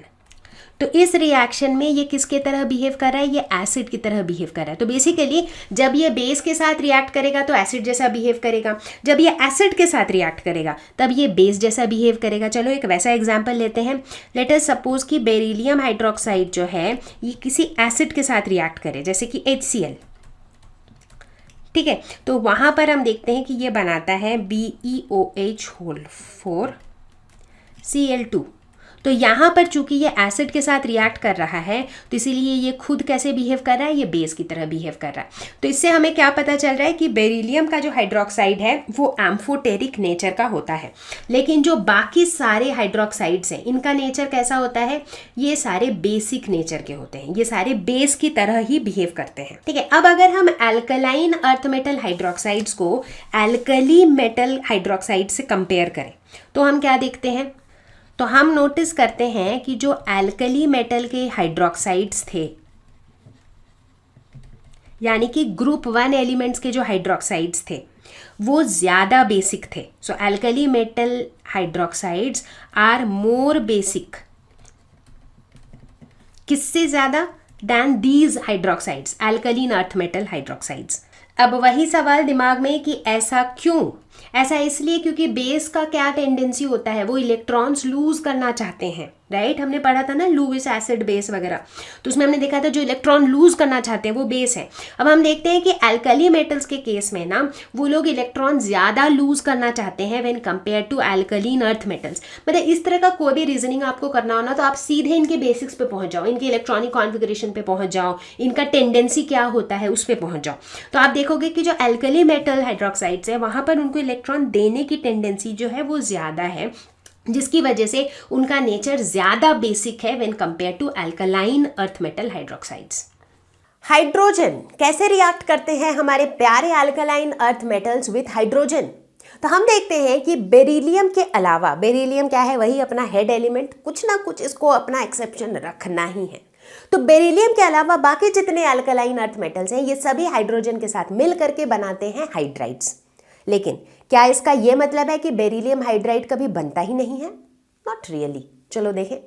तो हम देखते हैं कि BeH2 जो है बेरिलियम का जो हाइड्राइड है इसे हम बना पाते हैं बेरिलियम के क्लोराइड से और लिथियम एल्यूमिनियम हाइड्राइड, इन दोनों के रिएक्शन से हमें मिलता है बेरिलियम का हाइड्राइड और साथ ही निकलता है लिथियम का क्लोराइड प्लस एल्यूमिनियम का क्लोराइड। तो अगर इसका बैलेंस्ड रिएक्शन लिखना हो तो यूं बैलेंस कर दो, ठीक है। तो इस रिएक्शन से हमें मिलता है क्या, बेरिलियम का हाइड्राइड, ठीक है। तो चलो अब थोड़ा सा हाइड्राइड के नेचर के बारे में डिस्कस करते हैं। तो यहाँ पर हम देखते हैं ये जो हमारे पास जितने भी हाइड्राइड्स हैं वो किस तरह से बनेंगे। जैसे मैग्नीशियम का हाइड्राइड होगा MgH2, कैल्शियम का हाइड्राइड होगा CaH2, स्ट्रॉन्शियम का हो जाएगा SrH2, बैरियम का हो जाएगा BaH2। तो ये सारे हमारे अल्कलाइन अर्थ मेटल के हाइड्राइड्स होंगे, ठीक है। अब इनके नेचर की अगर हम बात करें तो हम देखते हैं कि जो मैग्नीशियम का हाइड्राइड है इसका नेचर होता है कोवेलेंट, और वहीं जो बाकी सारे होते हैं इनका नेचर होता है आयोनिक। अब ये कोवेलेंट नेचर क्यों होता है, आयोनिक नेचर क्यों होता है, ये आपको फजान्स रूल्स में मैंने एक्सप्लेन किया था, जिसमें मैंने बताया था कि अगर कैटायन का साइज छोटा है, राइट, तो वो क्या करेगा, वो एक बड़े अनायन को कंपैरेटिवली ज़्यादा अच्छे से पोलराइज कर देगा, जिसकी वजह से उनका कोवेलेंट कैरेक्टर बढ़ जाएगा। तो यहाँ पर जो है Mg2+ जो है, यहाँ पर इसके केस में मैग्नीशियम के केस में जो कैटायन है वो क्या है, Mg2+, और कैटायन का साइज कैसा है, स्मॉल साइज है। तो फजान्स रूल के हिसाब से इस कंपाउंड का जो कोवेलेंट कैरेक्टर है वो ज़्यादा है। जिन बच्चों ने फजान्स रूल वाला वीडियो नहीं देखा है वो फटाफट से अभी के अभी उस वीडियो को देखो, डिस्क्रिप्शन में लिंक दिया हुआ है। तो फजान्स रूल समझना बहुत ज़रूरी है, वरना इन चीज़ों का जो अंदर का जो कॉन्सेप्ट है ना वो आपको समझ में नहीं आएगा, ठीक है। तो ये तो हो गई हाइड्राइड्स के नेचर के बारे में। अब हम ये भी देखते हैं कि ये जितने भी हाइड्राइड्स हैं ये सारे के सारे हाइड्राइड्स जो हैं ये वाटर के साथ रिएक्ट करके बना देते हैं हाइड्रोक्साइड और हाइड्रोजन गैस एमिट करते हैं। तो उसका रिएक्शन कुछ इस तरह का होता है। फॉर एग्जांपल हम अगर मैग्नीशियम की बात करें, लेट अस सपोज, तो उस मैग्नीशियम हाइड्राइड की बात करें इनफैक्ट, तो मैग्नीशियम का जो हाइड्राइड है ये वाटर के साथ रिएक्ट करता है और ये बना देता है MgOH2 + 2H2, मतलब हाइड्रोजन गैस रिलीज होता है और हाइड्रोक्साइड बन जाता है। तो ये क्या है, ये है हाइड्राइड्स रिएक्शन विथ वाटर। अब बारी है हैलोजेंस की। हम नोटिस करते हैं कि सारे के सारे अल्कलाइन अर्थ मेटल्स जो हैं ये हैलोजेंस के साथ रिएक्ट करते हैं at higher temperature, high temperature में, मतलब जब उन्हें हीट करते हो आप, हैलोजन के साथ रिएक्ट कराते हो, तो ये बनाते हैं halides. And I think it's very important कि हम इन सारे एलिमेंट्स के हैलाइड्स को सेपरेटली देखें। तो अब अगर इन सारे एलिमेंट्स की हैलाइड्स की हम बात करें तो लेट अस सपोज हैलोजन को हम X से डिनोट करते हैं। अब ये X जो है क्लोरीन, फ्लोरीन, ब्रोमीन, आयोडीन कुछ भी हो सकता है। तो बेरिलियम का हैलाइड किस फॉर्म का होगा? BeX2। मैग्नीशियम का हो जाएगा MgX2। कैल्शियम का हो जाएगा CaX2। स्ट्रॉन्शियम का SrX2। बेरियम का BaX2। ठीक है, इस फॉर्मेट में होंगे ये सारे के सारे। ठीक है, और ये कैसे बनेंगे? जब भी हम इनको हीट करेंगे। तो बेरिलियम को हाई टेम्परेचर पे जब हम हैलोजन के साथ रिएक्ट कराएंगे तो हमें मिलेगा बेरिलियम का हैलाइड। ठीक है, अब इनके नेचर की बात करते हैं। तो यहाँ पर भी हम देखेंगे कि जो बेरिलियम का हैलाइड है ये थोड़ा सा डिफरेंटली बिहेव करेगा। फॉर एग्जांपल ये किस तरह के नेचर का होगा? ये कोवेलेंट नेचर का होगा, और बाकी सब में हमको देखने को मिलेगा आयोनिक नेचर। इनफैक्ट अगर हम और स्पेसिफिकली बेरिलियम क्लोराइड की बात करें तो ये शो करता है चेन स्ट्रक्चर, जैसा कि हमें यहाँ देखने को मिल रहा है। इनफैक्ट आगे जाकर आप देखोगे कि ऐसा चेन का स्ट्रक्चर हमें एल्यूमिनियम के क्लोराइड में भी देखने को मिलता है, जबकि एल्यूमिनियम जो है वो हमारे इस ग्रुप में लाई नहीं करता है, राइट। बट स्टिल एल्यूमिनियम और बेरिलियम में काफ़ी सारी सिमिलैरिटीज देखने को मिलती हैं जो हम आगे जाके पढ़ेंगे। ठीक है, अब बात करते हैं बाकियों के केस में। अब ये जितने भी हैं, जैसे मान लो मैग्नीशियम का हैलाइड, कैल्शियम का, स्ट्रॉन्शियम का या बेरियम का हैलाइड, हम ये देखते हैं कि ये हैलाइड्स जो है ना ये वाटर के साथ मिल करके इनके हाइड्रेट फॉर्म्स बनाते हैं। ठीक है, जैसे कि फॉर एग्जांपल अगर मैं मैग्नीशियम क्लोराइड की बात करूं तो हम देखते हैं कि MgCl2.8H2O ये हाइड्रेट फॉर्म में पाए जाते हैं। अगर मैं कैल्शियम क्लोराइड की बात करूं तो ये CaCl2.6H2O इस फॉर्म में पाया जाता है। स्ट्रॉन्शियम क्लोराइड की बात करूं तो ये भी SrCl2 6H2O में पाया जाता है। बेरियम क्लोराइड की बात करूं तो BaCl2.2H2। तो ये सारे क्या है? तो ये सारे बेसिकली हैं halide hydrates. So these are halide hydrates, मतलब जो हैलाइड्स हैं वो वाटर के साथ मिल करके अपने हाइड्रेटेड फॉर्म में पाए जाते हैं। तो हम नोटिस करते हैं कि जैसे जैसे हम ग्रुप में ऊपर से नीचे की तरफ जा रहे हैं तो tendency to form halide hydrates decreases. देखो हैलाइड हाइड्रेट बनने की जो टेंडेंसी है ना वो धीरे धीरे क्या हो रही है? घट रही है, राइट। तो हम कह सकते हैं कि as we go down the group, जैसे जैसे हम ऊपर से नीचे आ रहे हैं, so tendency to form halide hydrates decreases।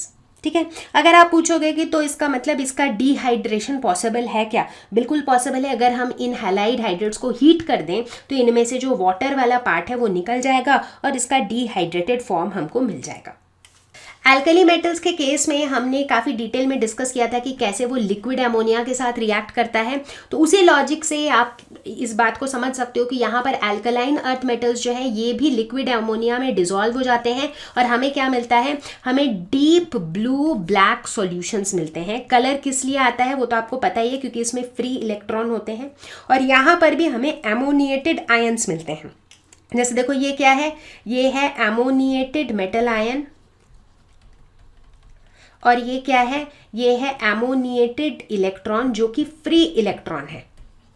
और इस फ्री इलेक्ट्रॉन की वजह से ही हमें पैरामैग्नेटिक नेचर देखने को मिलता है। हमें ये डीप ब्लू ब्लैक कलर जो सॉल्यूशन का मिल रहा है वो भी इसी इलेक्ट्रॉन की वजह से मिल रहा है, क्योंकि इलेक्ट्रॉन जो है एनर्जी अब्जॉर्ब रिलीज कर रही है और उसी दौरान रेडिएशंस एमिट हो रही हैं। ये जो हमारे ग्रुप 2 वाले एलिमेंट्स हैं ना, इनके अंदर एक और खास बात होती है।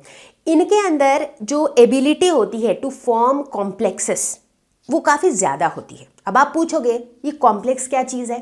तो केमिस्ट्री में ना कॉम्प्लेक्स वर्ड हम यूज़ करते हैं ऐसे सब्सटेंस के लिए जो कि एक आयन हो सकता है, एक न्यूट्रल मॉलिक्यूल हो सकता है, जो बहुत सारे सिंपल चीज़ों से बनी हुई है। मतलब बहुत सारे सिंपल आयन से या बहुत सारे छोटे छोटे सिंपल कंपाउंड्स से मिल करके बनी हुई हैं। अब कॉम्प्लेक्स इसीलिए कहते हैं, मतलब इतनी सारी सिंपल चीज़ें साथ में मिल जाएंगी तो कॉम्प्लेक्स ही हो जाएगा ना। तो मतलब इस तरह के चीज़ों को हम कॉम्प्लेक्स आयन कहते हैं या फिर कोई भी कॉम्प्लेक्स कहते हैं। हम नोटिस करते हैं कि ये जो हमारी ग्रुप 2 वाले एलिमेंट्स हैं ना, ये जो एल्कलाइन अर्थ मेटल्स हैं, इनका ये कॉम्प्लेक्स बनाने का जो टेंडेंसी है ये काफ़ी ज़्यादा होता है कंपेयर टू एल्कली मेटल्स। क्यों? छोटा size high charge, small size high charge, यही दो कारण है। तो अगर आप कॉम्प्लेक्सेस का एग्जाम्पल लेना चाहो तो मैं आपको एग्जाम्पल दे सकती हूँ क्लोरोफिल का। देखो स्ट्रक्चर को, क्या किसी भी एंगल से ये सिंपल लग रहा है? सिंपल तो ये कहीं से भी नहीं लग रहा है, राइट। और हम देखते हैं कि क्लोरोफिल के अंदर पाया जाता है मैग्नीशियम, जो कि है हमारा एल्कलाइन अर्थ मेटल। तो इसी तरीके से ये जो एल्कलाइन अर्थ मेटल्स होते हैं, ये सारे के सारे बहुत ज़्यादा उत्साही रहते हैं कॉम्प्लेक्सेस बनाने के लिए। So they have higher ability to make complexes. तो बच्चा पार्टी, अभी तक हमने फिजिकल प्रॉपर्टीज, केमिकल प्रॉपर्टीज, सारी चीजें डिस्कस कर ली है एल्कलाइन अर्थ मेटल की। और अब बारी है हमारे हेड एलिमेंट की, यानी कि वो एलिमेंट जो एनोमैलस बिहेवियर शो करता है, जो कि है बेरिलियम, राइट। तो बेरिलियम ये एनोमैलस बिहेवियर क्यों शो करता है? क्योंकि इसका साइज छोटा है, इसकी इलेक्ट्रोनेगेटिविटी हाई है, इसका और क्या हाई है, इसका आयोनाइजेशन एंथैल्पी भी हाई है। इतना ही नहीं, इसके पास वेकेंट डी ऑर्बिटल नहीं है। तो कुल मिलाकर के इन सारी चीजों की वजह से इसका बिहेवियर बाकी अल्कलाइन अर्थ मेटल से काफी अलग होता है। तो अभी हम ये देखेंगे कि सबसे पहले तो ये देखेंगे कि कैसे, कौन कौन सी चीजें हैं जो इनकी बाकी अल्कलाइन अर्थ मेटल से डिफरेंट है। दूसरा हम ये देखेंगे कि कौन कौन सी प्रॉपर्टी है जो इसकी एल्यूमिनियम के साथ सिमिलर है, यानी कि डायगोनल रिलेशनशिप। या चलो देखें। तो चलो फटाफट से देखते हैं बेरिलियम का एनोमैलस बिहेवियर, जिसके अंदर सबसे पहले बात करते हैं कि ये बाकी के एल्कलीन मेटल्स से कैसे डिफरेंट है। तो जैसा कि मैंने पहले भी बताया था, जब हम ग्रुप 1 डिस्कस कर रहे थे तो हम लिथियम के एनोमैलस बिहेवियर की बात कर रहे थे। अब बात करेंगे बेरिलियम की। हम देखते हैं कि बेरिलियम जो है ये बाकियों से काफ़ी लाइटर है। Melting point, boiling point beryllium का हायर है बाकियों के कंपैरिजन में। Beryllium doesn't react with water even at high temperature while magnesium reacts. बाकी जो है वो वाटर के साथ आसानी से रिएक्ट करते हैं, बट बेरिलियम को हीट करने के बावजूद भी ये रिएक्ट नहीं करता है। Oxides and hydroxides of beryllium are amphoteric और बाकियों के बेसिक होते हैं। हमने एग्जाम्पल लेके, रिएक्शन लेके भी देखा था कि किस तरह से बेरिलियम का जो हाइड्रोक्साइड है वो एसिड और बेस दोनों की तरह बिहेव करता है।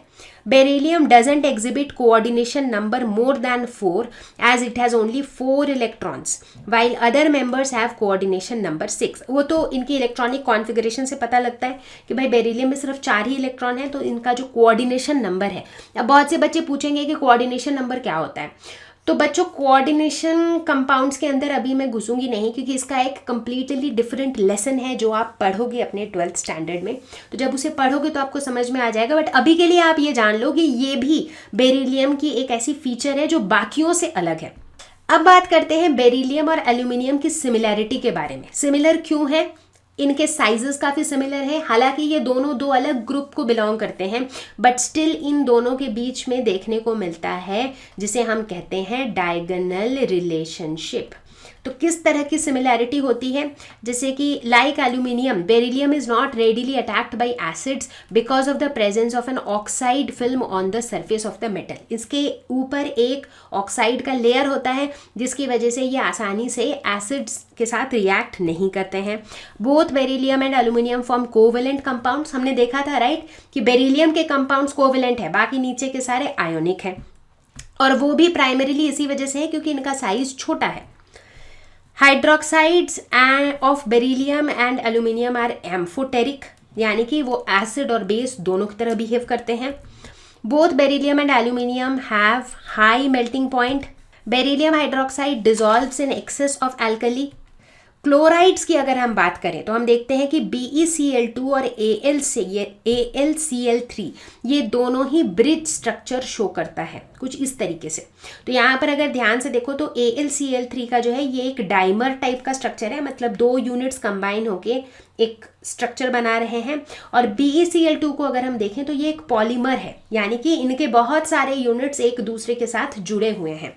तो ये एक सिमिलैरिटी है जो हमें बेरिलियम और एल्यूमिनियम के क्लोराइड्स में ही देखने को मिलता है। सारे क्लोराइड्स में ये चीज़ देखने को नहीं मिलती है। Both chlorides are soluble in organic solvents and are strong Lewis acids। तो ऑर्गेनिक सॉल्वेंट में इसलिए सॉल्यूबल होते हैं क्योंकि ये कोवेलेंट नेचर के होते हैं, राइट। अगर ये आयोनिक नेचर के हुए रहते तो ये सिर्फ और सिर्फ जो पोलर सॉल्वेंट्स होते उसी में ही डिसॉल्व करते। Beryllium and aluminium ions have strong tendency to form complexes. ये भी हमने डिस्कस किया था कि ये कुछ ऐसे आयंस हैं जो कॉम्प्लेक्सेस बनाते हैं, मतलब जो इस तरह के स्ट्रक्चर्स बनाते हैं जो बहुत सारे छोटे छोटे कंपाउंड से बने हुए हैं, सबको मिला के जो एक बड़ा सा आयन या मॉलिक्यूल बना हुआ है उसे हम कॉम्प्लेक्स कहते हैं। और इनमें बेरिलियम और एल्यूमिनियम काफ़ी ज़्यादा पार्टिसिपेट करते हैं। अब बारी है बात करने की uses of alkaline earth metals की। तो चलो शुरुआत करते हैं कहाँ से? चलो शुरुआत करते हैं हम बेरिलियम से। तो बेरिलियम से जो है हम काफ़ी सारे यूजफुल एलॉयज बनाते हैं और उसे हम तरह तरह के जगहों पे काम लेते हैं। इतना ही नहीं, अगर बात करें हम मैग्नीशियम की, तो मैग्नीशियम का यार एक तो डे टू डे लाइफ में यूज़ करते हैं हम, वो है मैग्नीशियम कार्बोनेट, जो कि एक बहुत इंपॉर्टेंट इंग्रेडिएंट होता है इन टूथपेस्ट। मैग्नीशियम और भी दूसरे चीज़ों के साथ मिलकर के बहुत सारे एलॉयज बनाता है, जैसे कि जिंक, टीन, एल्यूमिनियम वगैरह के साथ मिलकर के एलॉयज बनते हैं। तो ये जो कुछ एलॉयज होते हैं ये काफ़ी लाइट वेट होते हैं, तो एयरक्राफ्ट वगैरह के कंस्ट्रक्शन में भी इनका यूज़ पाया जाता है। अब बारी आई कैल्शियम की। तो यार कैल्शियम तो एक ऐसा वर्ड है जो हम डे टू डे लाइफ में यूज़ करते रहते हैं, इसमें ज़्यादा कैल्शियम है, इसमें कम कैल्शियम है वगैरह वगैरह। तो अगर कैल्शियम के हम ऐसे यूज़ की बात करें तो हम देखते हैं कि कैल्शियम को हम मेटल एक्सट्रैक्शन में यूज़ करते हैं, जहां पर भी हम कार्बन को as a reducing agent use नहीं कर पाते हैं फॉर सम रीजंस, वहां पर calcium turns out to be a good substitute. Radium जो कि एक अल्कलाइन अर्थ मेटल है, इसका एक बहुत इंपॉर्टेंट यूज़ है and that is in radiation therapy, जो कि कैंसर के ट्रीटमेंट के लिए दिया जाता है पेशेंट्स को। तो आपने सुना होगा कभी कि किसी को कैंसर होता है तो वो रेडिएशन थेरेपी अंडरगो करता है और वहाँ पे एक बहुत क्रिटिकल रोल प्ले करता है रेडियम। अल्कलाइन अर्थ मेटल्स के अगर हम अकरेंस की बात करें तो हम देखते हैं कि ये भी चूंकि काफ़ी रिएक्टिव ही होते हैं, भाई 2 इलेक्ट्रॉन होते हैं तो देना चाहते हैं उन्हें और दूसरों से रिएक्ट करते हैं, तो जनरली ये फ्री स्टेट में कम पाए जाते हैं और कंबाइंड स्टेट में ही ज़्यादा पाए जाते हैं। अगर इनके अलग अलग एलिमेंट्स की बात करें तो कुछ ऐसे हैं जो काफ़ी अबंडेंटली पाए जाते हैं, जैसे कि मैग्नीशियम एंड कैल्शियम। तो बच्चा पार्टी, इसी के साथ हम आ चुके हैं हमारे एस ब्लॉक एलिमेंट्स के 1 शॉट वीडियो के एंड तक, और मुझे उम्मीद है कि अब तक आपके कॉन्सेप्ट्स हो चुके होंगे क्रिस्टल क्लियर। आप लोगों ने इस पूरे लेसन को कवर कर लिया होगा मेरे साथ, और अब आपको क्या करना है, अब आपको अपने टेक्स्ट बुक्स में से कुछ क्वेश्चंस उठाने हैं, उन्हें ट्राई करने हैं, तभी तो पता चलेगा कि कॉन्सेप्ट क्रिस्टल क्लियर हुआ कि नहीं। और अगर आपका कॉन्सेप्ट हुआ है क्रिस्टल क्लियर तो कमेंट्स में ज़रूर लिखना कॉन्सेप्ट हुआ क्रिस्टल क्लियर। तो इससे मुझे मोटिवेशन मिलेगी और मैं जल्दी ही आती हूँ एक नई वीडियो के साथ, एक नए टॉपिक के साथ। तब तक के लिए stay home, stay safe, take care, bye bye.